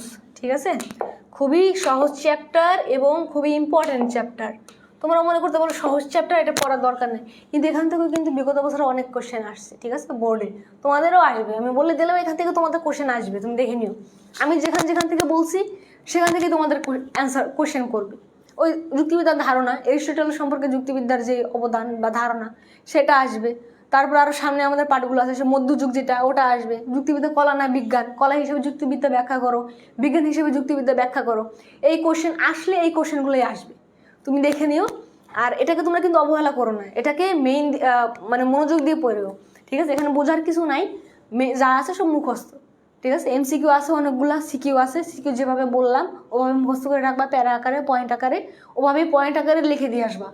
পয়েন্ট আকারে লিখলে কি হয়, যে ওটা গোছানো দেখায়। ঠিক আছে, হাতের লেখা যদি সুন্দর হয় আর যদি পয়েন্ট আকারে সুন্দর করে লিখতে পারো, ঠিক আছে, তোমাকে একদম ফুল মার্কস দিবে, কেউ তোমাকে 1 মার্কসও তোমার হাফ মার্কসও কাটতে পারবে না। দেখো এটা হচ্ছে যুক্তিবিদ্যা সম্পর্কে এরিস্টটলের ধারণা। এটাও ভেরি ভেরি ইম্পর্টেন্ট। আমি বলছিলাম যে যুক্তিবিদ্যার ধারণা, যুক্তিবিদ্যা সম্পর্কে এরিস্টটলের ধারণা ব্যাখ্যা করো। এটা তোমার ভয়ে আসবে যে যুক্তিবিদ্যা সম্পর্কে ওই যে তোমার প্রথমে বর্ণনা করতে বলবে যে উদ্দীপকে কোন বিষয়ে আলোচনা করা হয়েছে, তখন তুমি নির্ণয় করো উদ্দীপকে তোমার যুক্তিবিদ্যা সম্পর্কে আলোচনা করা হয়েছে। তো তারপরে বলবে যে যুক্তিবিদ্যা সম্পর্কে এরিস্টটলের যে ধারণাটা সেটা ব্যাখ্যা করো। তখন তুমি এই যে এরিস্টটলের যে ধারণা এটা তুমি ব্যাখ্যা করবা, ঠিক আছে। তো দেখো এরিস্টটল নিজের শিক্ষা প্রতিষ্ঠান লাইসিয়াম। এরিস্টটল নিজস্ব শিক্ষা প্রতিষ্ঠান কোনটি বলো? তার নিজস্ব একটা শিক্ষা প্রতিষ্ঠান ছিল, তার নাম কি? লাইসিয়াম। লাইসিয়ামে তিনি আনুষ্ঠানিকভাবে বিদ্যা চর্চা করেছেন, ঠিক আছে। যুক্তিবিদ্যা আলোচনা নিয়ে বিভিন্ন লেখা তিনি তার ছাত্রদের দিতেন। অর্থাৎ এখানে তুমি উনি হচ্ছে তোমার ওনার যে নিজস্ব যে এই শিক্ষা প্রতিষ্ঠান, এখানে উনি নিজেও বিজ্ঞান চর্চা করতেন, দার্শনিক বিভিন্ন নিয়ে আলোচনা করতেন, তার ছাত্রদেরও শেখাতেন। এই যুক্তিবিদ্যা নিয়ে তার যে বিভিন্ন ছোট ছোট গ্রন্থ আকারে তিনি তার ছাত্রদের দিতেন পড়ার জন্য, চর্চা করার জন্য, ঠিক আছে। এটা হচ্ছে তার শিক্ষা প্রতিষ্ঠান হচ্ছে লাইসিয়াম। ক্লাস নোট ছাড়াও যুক্তিবিদ্যা নিয়ে নিজের ভাবনামূলক এরিস্টটল ছোট ছোট গ্রন্থ আকারে লিখে রাখেন। অর্থাৎ এই যে ক্লাস নোট ছাড়া যেটা, এটা ছাড়াও তার ছোট ছোট চিন্তা যুক্তিবিদ্যা সম্পর্কে এটা ছোট ছোট নোট আকারে, গ্রন্থ আকারে তিনি লিখে রাখতেন। মানে যেটাই তিনি চিন্তা করতেন সেটা তিনি লিখে রাখতেন গ্রন্থ আকারে, তো যেটা আগের তোমার লেখকরা করেনি। এই কারণেই কি এরিস্টটলকে যুক্তিবিদ্যার জনক বলা হয়, কারণ এটা গঠনিক রূপ দিয়ে গেছে লিখিত আকারে, ঠিক আছে। যা হচ্ছে ছোট ছোট গ্রন্থ আকারে লিখতেন। কিন্তু এই লেখার পরে দেখো কাহিনীটা কোথায় আসে, যে তোমার গ্রন্থ আকারে তিনি কি লিখে রাখেন, কিন্তু এই তার যে ছোট ছোট গ্রন্থ এটা তোমার কম্বাইন্ড করে কি সে প্রকাশ করতে পারেনি, ঠিক আছে। একটা কম্বিনেশন করে ছোট ছোট গ্রন্থ, ওটা তো একটা গ্রন্থ ছিল না, ঠিক আছে। তো ছোট ছোট তিনি কম্বাইন করে প্রকাশ করতে পারেনি, তার মৃত্যু হয়ে যায়। মৃত্যু হওয়ার পরে কি তার ছাত্রদের মধ্যে নিয়ে এগুলো নিয়ে বিপুল আগ্রহের সৃষ্টি হয়। এই যে তার মৃত্যু যখন হয়ে যায় তখন তার যে লাইসিয়ামের যে ছাত্ররা ছিল তাদের মধ্যে একটা আগ্রহ সৃষ্টি হয় গ্রন্থগুলো নিয়ে। তখন তারা কি করে, তখন এগুলোকে তোমার সর্বসাধারণের বিশেষ করে জ্ঞান চর্চা নিবেদিত ব্যক্তিদের জন্য গ্রন্থ আকারে প্রকাশের উদ্যোগ নেয়। তখন তো অনেকেই জ্ঞান চর্চা করতেন, তো সবার অবগতির জন্য সবাই যাতে জ্ঞান চর্চা করতে পারে, তাই তার ছাত্ররা ভাবে যে এটা তাহলে একটা গ্রন্থ আকারে আমরা প্রকাশ করব, সব ছোট ছোট যে গ্রন্থগুলো আছে একসাথে করে আমরা প্রকাশ করব, এটা ভাবে। তারপর আছে তার লাইসিয়ামের, তার শিক্ষা প্রতিষ্ঠান লাইসিয়ামের দুজন ছাত্র, থিওফ্রাস্টাস, নাম দুটো মনে রাখতে হবে, থিওফ্রাস্টাস এবং অ্যান্ড্রোনিকাস, এই দুজন ছাত্র এর সম্পাদনা এরিস্টটলের যুক্তিবিদ্যা সম্পর্কিত লেখাগুলো অর্গানন নামে প্রকাশিত হয়। তখন কি করে, তার মৃত্যুবরণ হয়ে যাচ্ছে, ছোট ছোট গ্রন্থ আকারে লিখে যায়, তার ছাত্রদের পড়ায় জ্ঞান চর্চার জন্য, কিন্তু তার মৃত্যুবরণ হয়ে যায়, সে একত্রিত করে সেটা প্রকাশ করতে পারেনি। তখন তার ছাত্ররা ভিতরে উদ্বেগ সৃষ্টি হয়, সবাই যাতে এই সম্পর্কে জানতে পারে, তিনি যে বিপুল আলোচনা করছেন এই সম্পর্কে জানতে পারে, এই জন্য সে কী করে, তার দুজন ছাত্র, এটা হচ্ছে থিওফ্রাস্টাস এবং অ্যান্ড্রোনিকাস, কি এরিস্টটল সবগুলো মিলে অর্গানন নামে কি এই গ্রন্থটা প্রকাশিত করে। অর্থাৎ অর্গানন প্রকাশিত হয় কখন, যখন এরিস্টটলের মৃত্যু হয়ে যায়, তখন তার কি শিক্ষা প্রতিষ্ঠানের ছাত্ররা এই অর্গাননটা প্রকাশ করে, ঠিক আছে। এটা হচ্ছে যুক্তিবিদ্যা সম্পর্কে তোমার কি এরিস্টটলের ধারণার আলোচনা। এবার আছে দেখো অর্গানন মোট 6টি খণ্ডে প্রকাশ পায়। এখন যুক্তিবিদ্যা সম্পর্কিত হিউজ আলোচনা, একসাথে তো ওটা প্রকাশ করা সম্ভব না, এটা হচ্ছে 6টা খণ্ড আকারে প্রকাশ করে, 6টা নাম এখানে দেওয়া আছে, 6টার নাম মুখস্থ করার দরকার নেই। অর্গানন কীভাবে প্রকাশ পায়, কে লিখছেন, কি কি আলোচনা করছেন, এটা মনে রাখলে যথেষ্ট, ঠিক আছে। দেখো যুক্তিবিদ্যা সম্পর্কে এরিস্টটলের ধারণার মূল ভাণ্ডার হলো অর্গানন, তার যে গ্রন্থ যেটা এটা। এছাড়া তিনি অন্যান্য গ্রন্থ যুক্তিবিদ্যার কিছু কিছু নিয়ে আলোচনা করেন, মেটাফিজিক্স যেটা আছে তার গ্রন্থ এটা আলোচনা করে। দেখো এরিস্টটলের মধ্যে যুক্তিবিদ্যা হলো চিন্তার বিজ্ঞান বা বিদ্যা, এটা তো আমরা আগেও দেখলাম যে যুক্তিবিদ্যা বলতে এরিস্টটল কি আলোচনা করছে, কি বলছে, যে চিন্তার বিজ্ঞান বা বিদ্যা, চিন্তার আকার ও উপাত্ত নিয়ে আলোচনা করা যুক্তিবিদ্যার কি কাজ। এই চিন্তা হলো সকল কাজ ও গবেষণার ভিত্তি, অর্থাৎ সকল কাজ বা গবেষণার পরে কি আগে আমাদের কি করতে হবে, চিন্তা করতে হবে, চিন্তা ছাড়া তো আমরা কিছুই করতে পারবো না, ঠিক আছে। তাই চিন্তার শুদ্ধতার উপর সকল কাজ ও গবেষণার মান অনেক ক্ষেত্রে কি নির্ভরশীল, অর্থাৎ যার চিন্তা করার তোমার যার পার্সপেক্টিভ যেরকম, যার চিন্তা করার কৌশল যেরকম, তার গবেষণা কিন্তু সেরকম হবে। তার কি সে যদি কোনো বিষয় নিয়ে চর্চা করে তার কি ফলাফলও কিন্তু তার চিন্তা অনুযায়ী হবে, ঠিক আছে। তো সবই কিন্তু সব কিছুর উপর কোনটার উপর ভিত্তি করে হয়, সব কিছু হচ্ছে আমাদের চিন্তার উপর ভিত্তি করে হয়, ঠিক আছে। দেখো এরিস্টটলের মতে জ্ঞান আরোহণের ভিত্তি হলো কি চিন্তা, অর্থাৎ জ্ঞান আহরণের ভিত্তিটা কি, এটা হচ্ছে আমাদের চিন্তা। তাই চিন্তা পদ্ধতি সঠিক না হলে, অর্থাৎ সঠিকভাবে চিন্তা করতে না পারলে যথার্থ জ্ঞান অন্বেষণ সম্ভব নয়। এটা যদি আমি তোমাদের পার্সপেক্টিভে বলি যে তোমাদের চিন্তাধারা পাল্টাও, তোমার চিন্তাধারা পাল্টালে তোমার বিহেভিয়ার চেঞ্জ হবে, তোমার বিহেভিয়ার চেঞ্জ হলে তোমার মূল্যবোধ চেঞ্জ হবে, তোমার মূল্যবোধ চেঞ্জ হলে তোমার লক্ষ্য চেঞ্জ হবে, ঠিক আছে। তুমি যদি তোমার চিন্তাধারা, তোমার পার্সপেক্টিভটা যদি তুমি চেঞ্জ করো, তোমার কিন্তু জীবনে তোমার লক্ষ্যটাও চেঞ্জ হয়ে যাবে, ঠিক আছে। যেমন অনেকে এটা যুক্তিবিদ্যাভাবে কঠিনভাবে এটা ধরে না, পড়াশোনাও করে না, পারেও না, কিন্তু যেভাবে এখানে কি আছে যে আমি পারবো না, অনেকে ভাবে এখানে কি আছে আমি পারবো না দেখি, তো সে এটা ভেবে যুক্তিবিদ্যা পড়তে যায়। আস্তে আস্তে নর্মালভাবে বাস্তব জীবনের সাথে তোমার এটা হচ্ছে চিন্তা পদ্ধতি, বাস্তব জীবনের সাথে যুক্তিবিদ্যা সমাজকর্ম বাস্তব জীবনের সাথে রিলেটেড, গার্হস্থ্য বিজ্ঞান এটা বাস্তব জীবনের সাথে রিলেটেড, এটা বাস্তব জীবনের সাথে রিলেট করে করে উদাহরণ ভেবে ভেবে যদি আমরা পড়ি, এগুলো খুবই সহজ, ঠিক আছে। সমাজবিজ্ঞান, সোশ্যাল সায়েন্সের এই সাবজেক্টগুলো খুবই সহজ। তো এটা হচ্ছে তোমার চিন্তার উপর নির্ভর করবে, তুমি কীভাবে চিন্তা করতেছো। তাই সবসময় পজিটিভ থাকবা, ঠিক আছে। পজিটিভ চিন্তা কিন্তু খুবই ইম্পর্টেন্ট। তারপর দেখো, আর এই কারণে চিন্তা প্রক্রিয়াকে সঠিক করার জন্য একটি স্বতন্ত্র বিদ্যা বা বিজ্ঞান প্রয়োজন, আর যুক্তিবিদ্যা হলো সেই বিজ্ঞান বা বিদ্যা। এখন চিন্তা কিভাবে করব, কিভাবে চিন্তা করা উচিত, এটাই হচ্ছে আমাদের যুক্তিবিদ্যার সেই বিদ্যা বা বিজ্ঞান। এটা নিয়েই কে আলোচনা করে, কিভাবে করা উচিত, কি করব, এই সব কিছুই হচ্ছে আমাদের যুক্তিবিদ্যায় আলোচনা করা আলোচ্য বিষয়।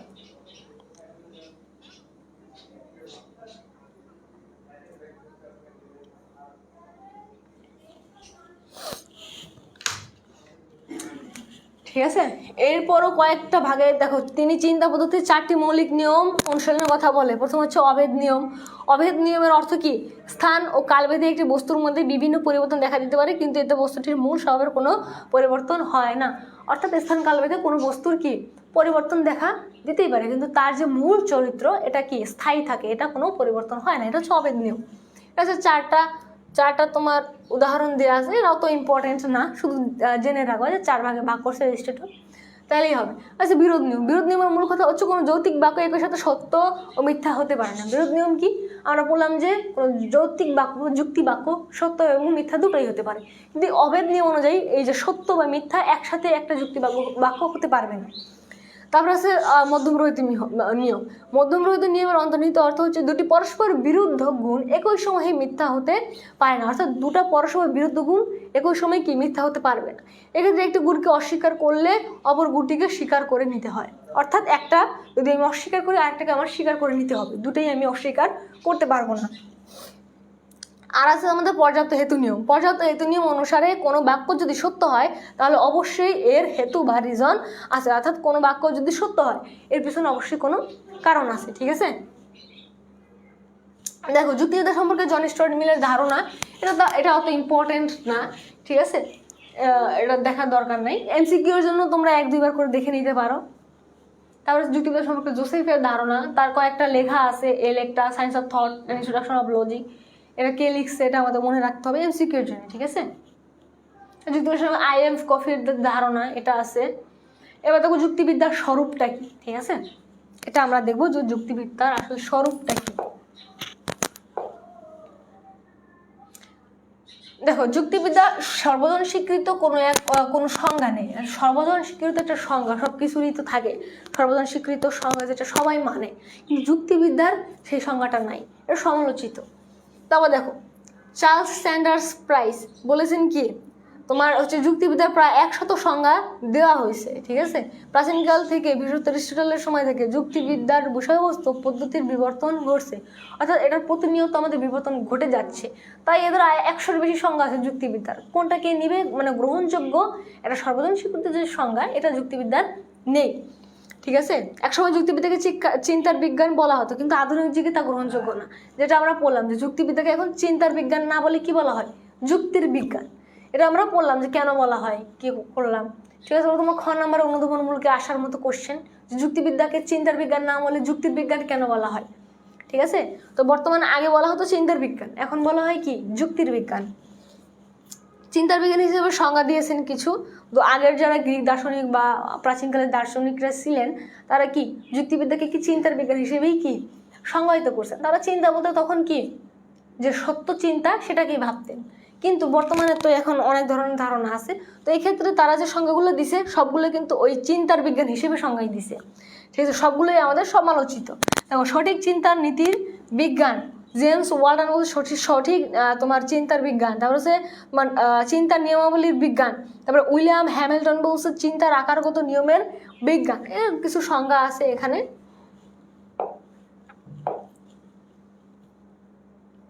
তারপর আছে জোসেফ বলছে চিন্তা বিষয়ক বিজ্ঞান। H.W. জোসেফ বলছে চিন্তার বিজ্ঞান, ঠিক আছে। এখন আধুনিক দৃষ্টিভঙ্গি, দেখো আধুনিক যুক্তিবিদরা মনে করে যুক্তিবিদ্যা মানসিক প্রক্রিয়া নয় বরং প্রকাশিত যুক্তি নিয়ে আলোচনা করে। আধুনিক কি বলে, আধুনিক যুক্তিবিদরা বলে যুক্তিবিদ্যার যে মানসিক প্রক্রিয়া, এই মানসিক প্রক্রিয়া না, এটা হচ্ছে প্রকাশিত যে যুক্তি এটা নিয়ে আলোচনা করে, ঠিক আছে। আইভিং কফি তিনি বলেন যে যুক্তিবিদ্যা হলো সেই নীতি ও পদ্ধতি অধ্যয়ন যা শুদ্ধ ও অশুদ্ধ যুক্তি পৃথক করতে সাহায্য করে। অর্থাৎ এর সংজ্ঞাটা কিন্তু সংক্ষেপে বলছে, কি বলছে, যুক্তিবিদ্যা হলো শুদ্ধ এবং অশুদ্ধ যুক্তির মধ্যে পার্থক্য নির্ধারণ করতে সাহায্য করে। দেখো যুক্তিবিদ্যা বাস্তব যুক্তির প্রক্রিয়া নয় বরং সম্পূর্ণ প্রকাশিত যুক্তি যথার্থতা কি বিচার করবে। এটা হচ্ছে যুক্তিবিদ্যার দৃষ্টিভঙ্গি। এখন আছে আমাদের যুক্তিবিদ্যার কিছু বৈশিষ্ট্য, যেমন যুক্তি সংক্রান্ত বিজ্ঞান, যে যুক্তি সংক্রান্ত একটা বৈধ অবৈধ যুক্তির মধ্যে পার্থক্য নির্ধারণ করবে। তারপর আছে আকারগত বিজ্ঞান, আদর্শনিষ্ঠ বিজ্ঞান, আকার ও বস্তুগত প্রতিষ্ঠা বিজ্ঞান। তারপর আছে আমার বৈধ চিন্তার বিজ্ঞান, ব্যবহারিক বিজ্ঞান, কলা ও বিজ্ঞান উভয়ই। এটা হচ্ছে আমাদের কি যুক্তিবিদ্যার কি বৈশিষ্ট্য। এখন তোমার এটা খ নাম্বারে দিতে পারে যুক্তিবিদ্যার বৈশিষ্ট্যগুলো কি কি, কয়েকটা বৈশিষ্ট্য বললাম। যদি গয়ে আসে যুক্তিবিদ্যার বৈশিষ্ট্যগুলো ব্যাখ্যা করো গ নাম্বারের জন্য সিকিউএ, তখন তোমরা এই বৈশিষ্ট্যগুলো লিখে একটু বর্ণনা দিয়ে দেবে, এরকম 1-2 লাইনের, ঠিক আছে, এরকম বর্ণনা দিবা। এটা হচ্ছে যুক্তিবিদ্যার আমাদের বৈশিষ্ট্য। এখন যুক্তিবিদ্যা বিজ্ঞান না কলা, এটা হচ্ছে সব থেকে ইম্পর্টেন্ট কোশ্চেন। বিগত বছরে অনেক কোশ্চেন আসছে এখান থেকে, যে যুক্তিবিদ্যা বিজ্ঞান না কলা, এটা তো আসছে যুক্তিবিদ্যা বিজ্ঞান না কলা ব্যাখ্যা করো। তারপরে আবার বলো যুক্তিবিদ্যা বিজ্ঞান হিসেবে যুক্তিবিদ্যা ব্যাখ্যা করো। তারপরে কলা হিসেবে যুক্তিবিদ্যা ব্যাখ্যা করো, এখানে কলা বা প্রয়োগিক দিক, ঠিক আছে। এটা হচ্ছে এভাবে তোমাকে বলবে যে বিজ্ঞান হিসেবে ব্যাখ্যা করো, কলা হিসেবে ব্যাখ্যা করো, আবার ব্যাখ্যা করো, আবার বলবে যে যুক্তিবিদ্যা বিজ্ঞান এবং কলা দুটো হিসেবেই তোমরা ব্যাখ্যা করো, ঠিক আছে। আরেক ধরনের কোশ্চেন হয় যুক্তিবিদ্যা বিজ্ঞান না কলা, এরকম কোশ্চেন আছে, এই যে এরকম যুক্তিবিদ্যা বিজ্ঞান না কলা আলোচনা করো ঘয়ের জন্য, ঘ নাম্বারের জন্য এটা। তখন বলবো যে যুক্তিবিদ্যা বিজ্ঞান এবং কলা উভয়ই, তখন সেভাবে আমরা কি আলোচনা করব। তো এর আগ পর্যন্ত কারো সমস্যা আছে কিনা বলে।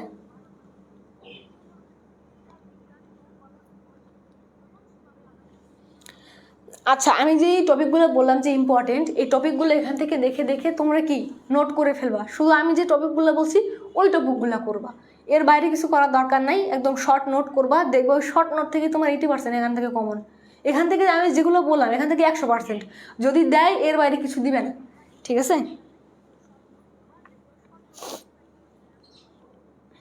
ওকে, ক্লিয়ার।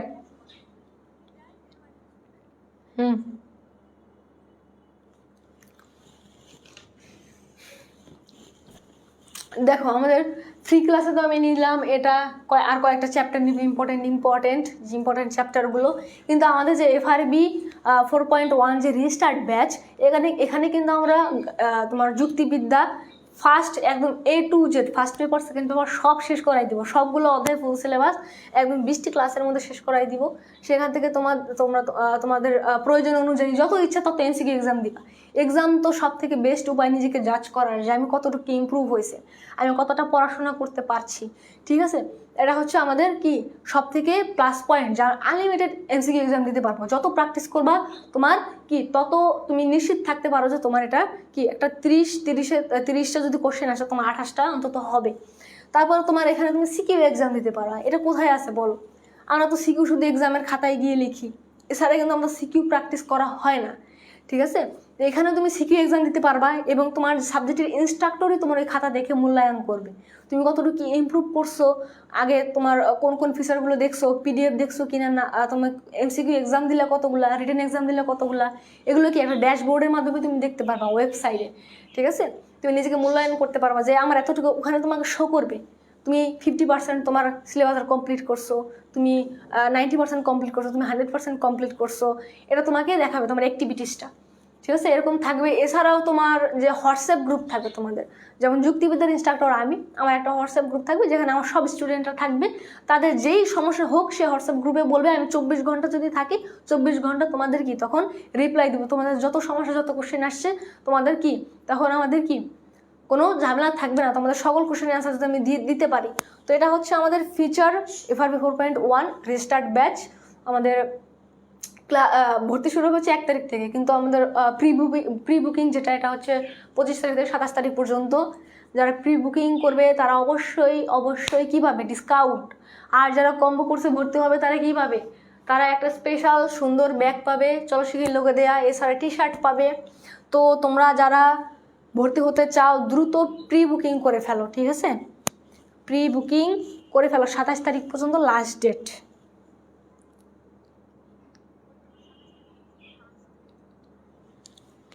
আচ্ছা, মেহরিজ হোসেন বলছে তোমার প্রথম পত্রের কোনটা বেশি গুরুত্বপূর্ণ অধ্যায় বলেন ম্যাম। আচ্ছা, গুরুত্বপূর্ণ আমি বলতেছি আরেকবার, সবাই মনোযোগ দিয়ে শোনো। প্রথম অধ্যায়ে কোনটা? প্রথমে পড়বো আমরা কি, যে যুগ বিভাগ আছে, এই 4টা যুগ সম্পর্কে আমরা ছোট ছোট ধারণা রাখবো, ছোট ছোট নোট এক প্যারার করে, যে প্রাচীন যুগ, মধ্যযুগ, আধুনিক যুগ, সাম্প্রতিক যুগ, 4টা যুগ সম্পর্কে একটা প্যারা করে লিখবা। এর মধ্যে মধ্যযুগটা সব থেকে বেশি ভালো মতো করে পড়বা। যদি 4টা যুগ থেকে একটা যুগ আসে তাহলে মধ্যযুগ আসবে, ঠিক আছে? এখানে গেল আমাদের মধ্যযুগ। তারপরে যুক্তিবিদ্যার ধারণা, এটা আমাদের কোশ্চেনে আসবে যে যুক্তিবিদ্যার ধারণা ব্যাখ্যা করো। যুক্তিবিদ্যার ধারণা গেল। তারপরে যুক্তিবিদ্যা সম্পর্কে অ্যারিস্টটলের ধারণা গেল, এটাও আমাদের ইম্পর্টেন্ট। আর কি আছে, আর কি টপিক আছে এখানে? এটা আছে। তারপরে যুক্তিবিদ্যা বিজ্ঞান না কলা, এটাও কিন্তু ইম্পর্টেন্ট। যুক্তিবিদ্যা বিজ্ঞান না কলা, এটা ইম্পর্টেন্ট, যে পাঠ 9 বিজ্ঞান হিসেবে যুক্তিবিদ্যা একটা নোট করবা, কলা হিসেবে যুক্তিবিদ্যা একটা নোট করবা, বিজ্ঞান ও কলা হিসেবে যুক্তিবিদ্যা এটা একটা নোট করবা। এখান থেকে 3টা কোশ্চেন পাবা তুমি, ঠিক আছে? এটা নোট করবা। আর একটা হচ্ছে লাস্টে আছে যুক্তিবিদ্যার পরিসর বা বিষয়বস্তু পরিসর, যেটা ওটা হচ্ছে আছে লাস্ট চ্যাপ্টার, যেটা ওটাই লাস্ট তোমার পার্ট ওটা আছে, ওটা তোমরা করবা। এখান থেকে আসলে তোমার কি কমন পাবা তুমি।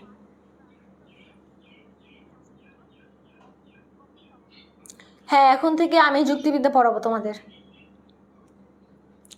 ওকে,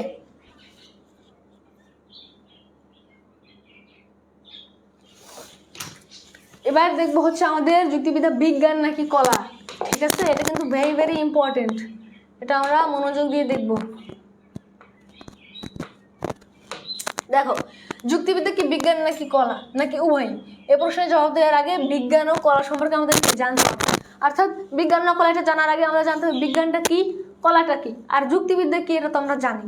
এই বিজ্ঞান এবং কলাটা কি এটা জানলে আমরা বুঝতে পারবো যুক্তিবিদ্যা বিজ্ঞান না কলা নাকি দুইটাই, ঠিক আছে? এটা হচ্ছে আমাদের জানার বিষয়। এখন দেখবো আমরা বিজ্ঞান। বিজ্ঞানটা কি?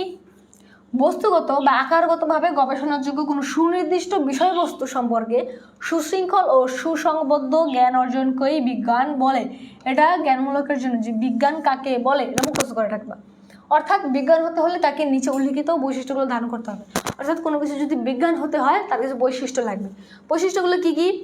কোনো বিশেষ বা সুনির্দিষ্ট বিষয়বস্তু হতে হবে, কোনো সেই বিষয়বস্তু হতে হবে বস্তুনিষ্ঠ অথবা আকারগতভাবে গবেষণাযোগ্য। অর্থাৎ বিষয়বস্তু হলেই হবে না, সেটা গবেষণার যোগ্য হতে হবে। তারপর আছে বিষয়বস্তু আলোচনার পদ্ধতি হবে কি সুশৃঙ্খল, অর্থাৎ যে আলোচনার পদ্ধতিটা হবে সেটা আমাদের সুশৃঙ্খল। এই আমাদের বৈশিষ্ট্যগুলো বিজ্ঞান হিসেবে থাকতে হবে। তো এখানে পেলাম আমাদের বিজ্ঞানের সংজ্ঞাটা পড়ে রাখবা, এবং বিজ্ঞান হতে হলে কি বৈশিষ্ট্যগুলো থাকবে এটা পড়বা। এত বড় দরকার নেই, বিজ্ঞানের সংজ্ঞাটাই শুধু পড়বা, ঠিক আছে? বিজ্ঞান কাকে বলে। এরপর আছে দেখো আর দুটো আছে, আলোচনা ফল হতে হবে সুসংবদ্ধ, এবং সুসংবদ্ধ ফলাফলের ভিত্তিতে তোমার বিজ্ঞান কিছু সাধারণ নীতি বা নিয়ম নির্ধারণ কি করবে। এখন বিজ্ঞান হিসেবে কি যুক্তিবিদ্যা ইজ দ্য ইম্পর্টেন্ট। বিজ্ঞান হিসেবে তোমার গয়ের নম্বরে কোশ্চেন আসবে যে বিজ্ঞান হিসেবে যুক্তিবিদ্যা আলোচনা করো, বিজ্ঞান হিসেবে যুক্তিবিদ্যা আলোচনা করো, ভেরি ভেরি ইম্পর্টেন্ট, এটা নোট করে রাখবা। বিজ্ঞান হিসেবে যুক্তিবিদ্যা, ঠিক আছে? এইটুকু তোমরা নোট করে রাখবা যে বিজ্ঞানে যে সকল বৈশিষ্ট্য উল্লেখ করা হয়েছে সেগুলো যুক্তিবিদ্যায় কি বিদ্যমান। কি কি? প্রথমত আছে আমাদের যুক্তিবিদ্যার নির্দিষ্ট বিষয়বস্তু আছে, তবে এই বিষয়বস্তু বলতে আমরা গঠিত যুক্তির বৈধতা অবৈধতা নির্ণয়কে বুঝি, চিন্তা বা অনুমানকে নয়। ঠিক আছে, এটা হচ্ছে প্রথমত। দ্বিতীয়ত কি আছে, বিজ্ঞানের মতো বস্তুনিষ্ঠভাবে আলোচনা না করতে পারলেও যুক্তিবিদ্যা আকারগতভাবে এবং বিষয়বস্তুকে যথার্থই আলোচনা করতে পারে। অর্থাৎ বিজ্ঞান যেমন বস্তুনিষ্ঠ তোমার আলোচনা করতে না পারলেও এই যুক্তিবিদ্যায় কিন্তু কি একটা বস্তুনিষ্ঠ বা আকারগত বিষয়বস্তুকে যথার্থই আলোচনা করতে পারে। তৃতীয়ত কি আছে, বিজ্ঞানের মতো তোমার যুক্তিবিদ্যা আলোচ্য বিষয় তোমার সুশৃঙ্খল থাকবে। অর্থাৎ বিজ্ঞানে যেমন সবকিছু সুশৃঙ্খল থাকবে, যুক্তিবিদ্যা সবকিছু কি সুশৃঙ্খল থাকবে। যুক্তিবিদ্যা তার বিষয়বস্তুকে শৃঙ্খলাবদ্ধভাবে কি আলোচনা করে। অর্থাৎ বিজ্ঞানের যে আমরা ইয়াগুলো সুসংগবদ্ধ, দেখো আলোচনার ফল হতে হবে সুসংগবদ্ধ। বিজ্ঞানের যেমন তোমার সুসংগবদ্ধ হতে হবে, এই তোমার যুক্তিবিদ্যায় কিন্তু এটা কি সুসংগবদ্ধ হবে। তাই আমরা অবশ্যই বলতে পারি বিজ্ঞানে যেটা আছে যুক্তিবিদ্যা সেটা আলোচনা করে। তা আমরা বলতে পারি কি বিজ্ঞান হিসেবে যুক্তিবিদ্যা যথার্থ, যুক্তিবিদ্যা বিজ্ঞান। ঠিক আছে,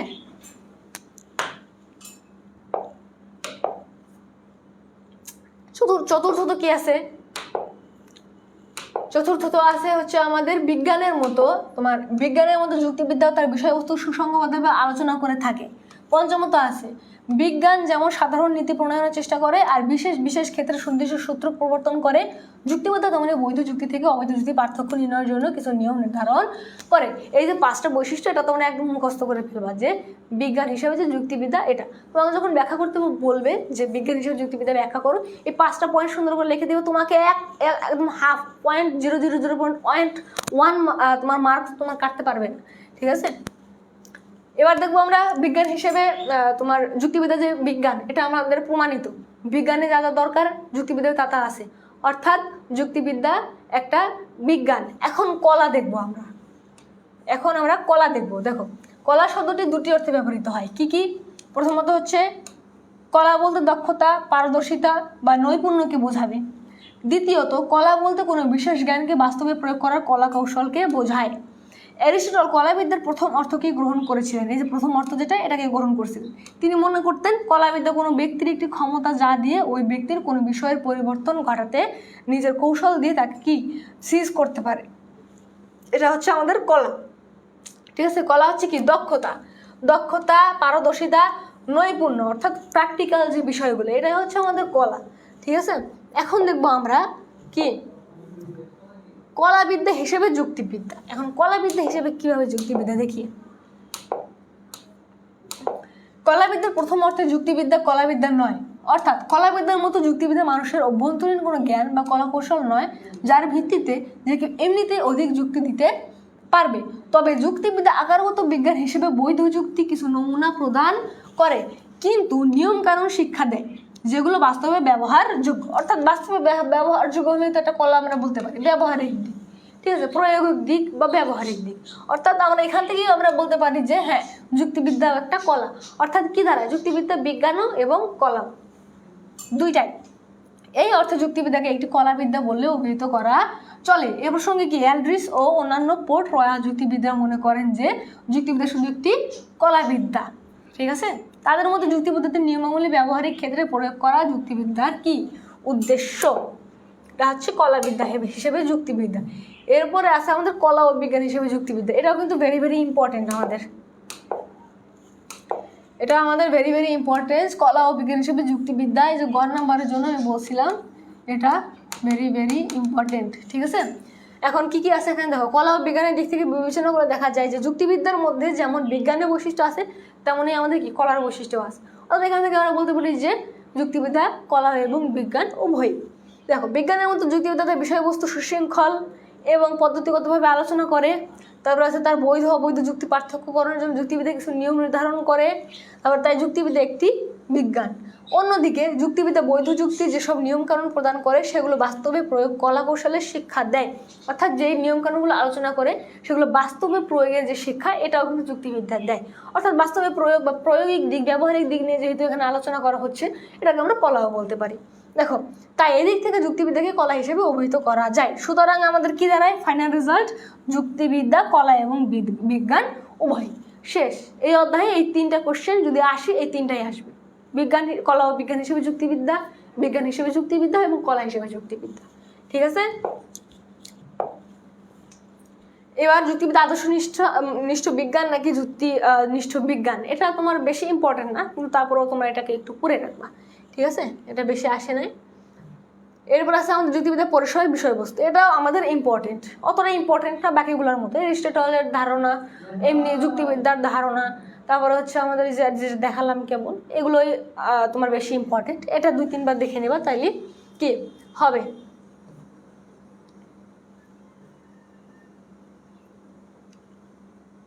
দেখো এখানে কিছু এমসিকিউ আছে, তোমরা অ্যান্সার করো। আচ্ছা, পুরো অধ্যায় তো শেষ আমাদের। কারো কোনো সমস্যা থাকলে এখন জানো, ঠিক আছে? কারো কোনো সমস্যা আছে প্রথম অধ্যায় নিয়ে?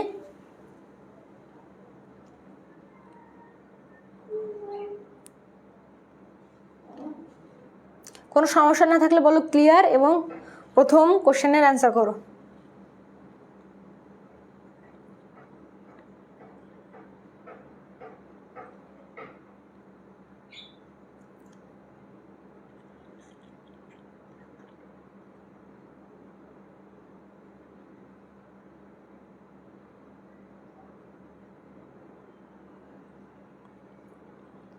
হ্যাঁ, প্রথমটা সহজ, একদম সহজ, কয়েকটা এমসিকিউ এখানে দেয়া আছে।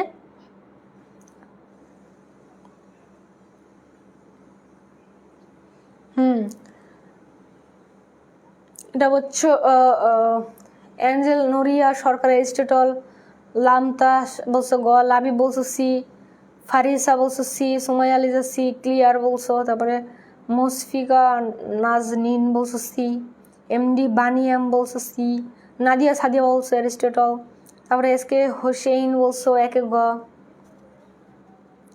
আচ্ছা, মেহেরিস হোসেন বলছো না ম্যাম, ক্লিয়ারফুল। হ্যাঁ, রাবিয়া আক্তার মিম বলছো সি, তারপর সাদ্দাম আহমেদ মাহি বলছো গ, মনিরা মনির বলছো সি, লাবিব এরিস্টটল খাও। আচ্ছা, রাবিয়া ইসলাম বলছো চ্যাপ্টার 7 বেশি হার্ড লাগে আপু। আচ্ছা আচ্ছা, চ্যাপ্টার হার্ড, আচ্ছা আচ্ছা, পরবর্তীতে তাহলে নিব, ঠিক আছে? আর কয়েকটা ক্লাস আছে, আমরা চ্যাপ্টার 7 অবশ্যই নিব, ঠিক আছে? তো দেখো, এটা সঠিক অ্যান্সার কি হবে আমাদের? অ্যারিস্টটল, ঠিক আছে? সঠিক অ্যান্সার হবে আমাদের অ্যারিস্টটল। এবার দেখো 2 নম্বরে, এরিস্টটলীয় যুক্তিবিদ্যাকে কোন যুগের যুক্তিবিদ্যা বলে অভিহিত করা হয়? বলো এটা। এরিস্টটলীয় যে যুক্তিবিদ্যাকে কোন যুগে বলা হয়, এটা কোন যুগের দার্শনিক ছিলেন অ্যারিস্টটল? এটা একটু বুদ্ধি খাটিয়ে বলতে হবে। মনে রাখবেন সি, হ্যাঁ। তারপরে অ্যাঞ্জেল সরকার বলতেছো ক, মধ্যযুগীয়। এটা তুমি ক্লাসে মনোযোগী ছিল না। অ্যাঞ্জেল নোরিয়া সরকার, তুমি ক্লাসে মনোযোগী ছিল না, এটা আমি বলছিলাম, ঠিক আছে? মধ্যযুগীয় কবি কারা, প্রাচীন যুগে কারা, সাম্প্রতিক যুগে কারা, এটা মুখস্থ রাখতে। নুজহাত বলছো গ, লামতা সারাব বলছো গ, সাদমান আহমেদ মাহি বলছো ক, রাবেয়া ইসলাম মিম বলছো গ, লাবি বলছো দিয়ে সি, মুশফিকা বলছো ঘ। প্রতীকী তো নাই। আচ্ছা, আশালত জামান বলছো গ, শিমু আক্তার ক, ফায়জা ইসলাম বলছো বি। তোমরা বুঝে শুনে উত্তর দাও, এটা কিন্তু আমি পড়াইছি, ঠিক আছে? কে আমনি, নুজহাত বলছো সি। হ্যাঁ, দেখো এটার সঠিক অ্যান্সার কি হবে আমাদের? সঠিক অ্যান্সার হবে সাবেকি, ঠিক আছে? মধ্যযুগীয় কবিতা ছিল না, মধ্যযুগীয় কবি ছিল মুসলিম কয়েকটা, আর ফারাবি আর আল যেটা তোমার গাজ্জালি, এগুলো ছিল হচ্ছে কি আমাদের মধ্যযুগীয় কবি। আর সাম্প্রতিক তো এখানে নাই, ঠিক আছে? এরিস্টটল কি কোন যুগে ছিল? এ ছিল হচ্ছে প্রাচীন যুগে। প্রাচীন হচ্ছে কি সাবেক মানে কি প্রাচীন, এটাই, ঠিক আছে? সাবেকি, উত্তর হবে কি সাবেকি। এটা হচ্ছে গ্রিক ছিল, এটা গ্রিক, চীনা, যে আমাদের প্রাচীন যুগ, ওটাকে আবার 3 ভাগে ভাগ করা হয়েছে, গ্রিস, চীনা এবং তোমার তখনকার ভারতীয়, এই 3টা। তার মধ্যে গ্রিস ছিল, কিন্তু আসল মেইন ছিল তো এটা প্রাচীন যুগ, অর্থাৎ সাবেকি যুগ, ঠিক আছে? এরিস্টটল কোন যুগের দার্শনিক ছিলেন? এটা হচ্ছে সাবেকি, ঠিক আছে? এবার 3 নম্বর আছে মধ্যযুগীয় যুক্তিবিদ্যার কোন শ্রেণী দার্শনিকদের ভূমিকা আছে? বলো। এটা কিন্তু যখন মধ্যযুগীয় নিয়ে আলোচনা করি, ফার্স্ট লাইনে এই আলোচনায় ছিল যে মধ্যযুগীয় যে যুক্তিবিদ্যার আলোচনা, তাকে কোন আলোচনার অন্তর্ভুক্ত করা হয়, কি আলোচনা বলা হয়, এটা কিন্তু পড়ানো হয়েছিল। আচ্ছা, তোমরা নাম্বার দিয়ে বলবা, 3 নম্বরে গ, কয়ে গ, 1-এ গ, 2-এ গ, এরকম। আচ্ছা আচ্ছা, কারেন্ট ছিল না, আচ্ছা সমস্যা নেই, অ্যান্সার করো। 3 নাম্বার অ্যান্সার করো। লামতা বলছো 3 ঘ, 3 ঘ স্কলাস্টিক। হ্যাঁ রাবেয়া মিম বলছো 3 ডি, হ্যাঁ 3 ডি। আচ্ছা নরিয়া সরকার বলছো, অ্যাঞ্জেল নরিয়া বলছো ঘ, রাবেয়া ইসলাম 3 ডি। হ্যাঁ রাবেয়া আক্তার মিম বলছো, লাবিব ডি। আশালত জামান এটা হচ্ছে ঘ। হ্যাঁ আমাদের এটা কি স্কলাস্টিক হবে। মধ্যযুগীয় যুক্তিবিদ্যার কোন শ্রেণীর অন্তর্ভুক্ত করা হয়? যে যুক্তিবিদ্যার চর্চা, যে দর্শনিক যে ভূমিকা আছে স্কলাস্টিক এর অন্তর্ভুক্ত করা হয় বা ভূমিকা। ঠিক আছে, এটা হচ্ছে আমাদের স্কলাস্টিক। তারপর আছে মধ্যযুগীয় যুক্তিবিদ্যার জনক কে? এটা কিন্তু ইম্পর্টেন্ট, আমি বলছিলাম মধ্যযুগীয় কি, মধ্যযুগীয় যুক্তিবিদ্যার জনক কে? যুক্তিবিদ্যার জনক তো আমরা সবাই জানি, এটা হচ্ছে অ্যারিস্টটল। অ্যারিস্টটলকে প্রথম শিক্ষক হিসেবে ধরা হয় এবং এই যে মধ্যযুগীয় যুক্তিবিদ্যার জনক তাকে কিন্তু দ্বিতীয় শিক্ষক ধরা হয়। ঠিক আছে, তো এইভাবে তোমরা অ্যান্সার করো। এটা কিন্তু ইম্পর্টেন্ট ভাবে আমি বলছিলাম, এটা ইম্পর্টেন্ট। 4 অ্যান্সার করো সবাই। 4 বি, রাবে আক্তার মিম বলছো 4 বি। সাদমান আহমেদ মাহি বলছো ডি। আশালত জামান বলছো খ। আল ফারাবি। সবাই সঠিক আনসার দাও। এটা খুবই ইম্পর্টেন্ট যে মধ্যযুগীয় যুক্তিবিদ্যার জনকটা কে, ঠিক আছে, এবং তাকে যে দ্বিতীয় শিক্ষক বলা হয় এটা আমাদের মনে রাখতে হবে। 4 বি, বি বি বলছো কে? হ্যাঁ অধিকাংশই বি। সাদমান শুধু বলছো ঘ। হ্যাঁ আবার নাদিয়া সাদিয়াও বলতেছো ঘ। সঠিক উত্তর কি হবে? সঠিক উত্তর হবে আমাদের এটা হচ্ছে আল ফারাবি। আল ফারাবিকে কি বলা হয়? মধ্যযুগীয় যুক্তিবিদ্যার জনক এবং তাকে দ্বিতীয় শিক্ষক হিসেবে ধরা হয়। ঠিক আছে, last the loss of the thought কত সালে প্রকাশিত হয়? এটা আমি এখানে দেখাই নাই, কিন্তু আমার স্লাইডে আছে, তোমরা দেখে নিবা। ঠিক আছে, এটা আমি অত বিস্তারিত যাইনি, তো এটা পারার কথা না, তাও দেখি কেউ অ্যান্সার করতে পারো কিনা দ্রুত।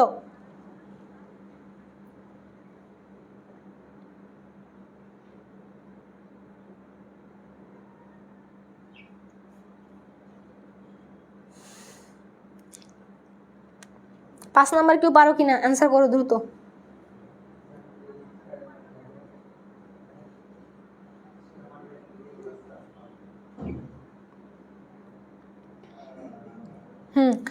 পাশে ঘ বলছো লামতা শারাফ। আচ্ছা আমি পাশের অ্যান্সার দিয়ে দিচ্ছি। পাশে গ বলছো শিমু আক্তার মনিরামণি সি। পাশে সি বলছো লাবি বলছো গ। তোমাদের তো এটা আমি পড়িয়েছিলাম যে 4.0 করছে। হ্যাঁ পাশে বলছো, দেখি সঠিক অ্যান্সার কী হবে। এটা হচ্ছে আমাদের তোমার 1854। ঠিক আছে, 1854 হবে এটা। লামতা বলছো ঠিক, আর সবাই ভুল করছো। এটা হচ্ছে আবার কি, এটা হচ্ছে 1854। ঠিক আছে, তো আজকের ক্লাসটা এই পর্যন্তই। পরবর্তীতে দেখা হবে আবার একটা কঠিন আর ইম্পর্টেন্ট চ্যাপ্টার নিয়ে। যেহেতু আমাদের ফার্স্ট ক্লাস যুক্তিবিদ্যার, তাই আমি প্রথম অধ্যায় দিয়ে শুরু করছিলাম। আর এই প্রথম অধ্যায় কিন্তু ইম্পর্টেন্ট ছিল, এখান থেকে কোশ্চেন তোমাদের আসবে, তাই আমি এটা দিয়ে শুরু করলাম। তো পরবর্তীতে আবার তোমাদের যে কঠিন সাবজেক্টগুলো, ওটা কঠিন চ্যাপ্টারগুলো, ওটা আমি পড়াবো, সমস্যা নাই। ঠিক আছে, ওকে, তাহলে তো আজকের ক্লাসটা এই পর্যন্তই। সবাই সুস্থ থাকো, ভালো থাকো, দেখা হবে তোমাদের সাথে নেক্সট ক্লাসে। ঠিক আছে, টাটা।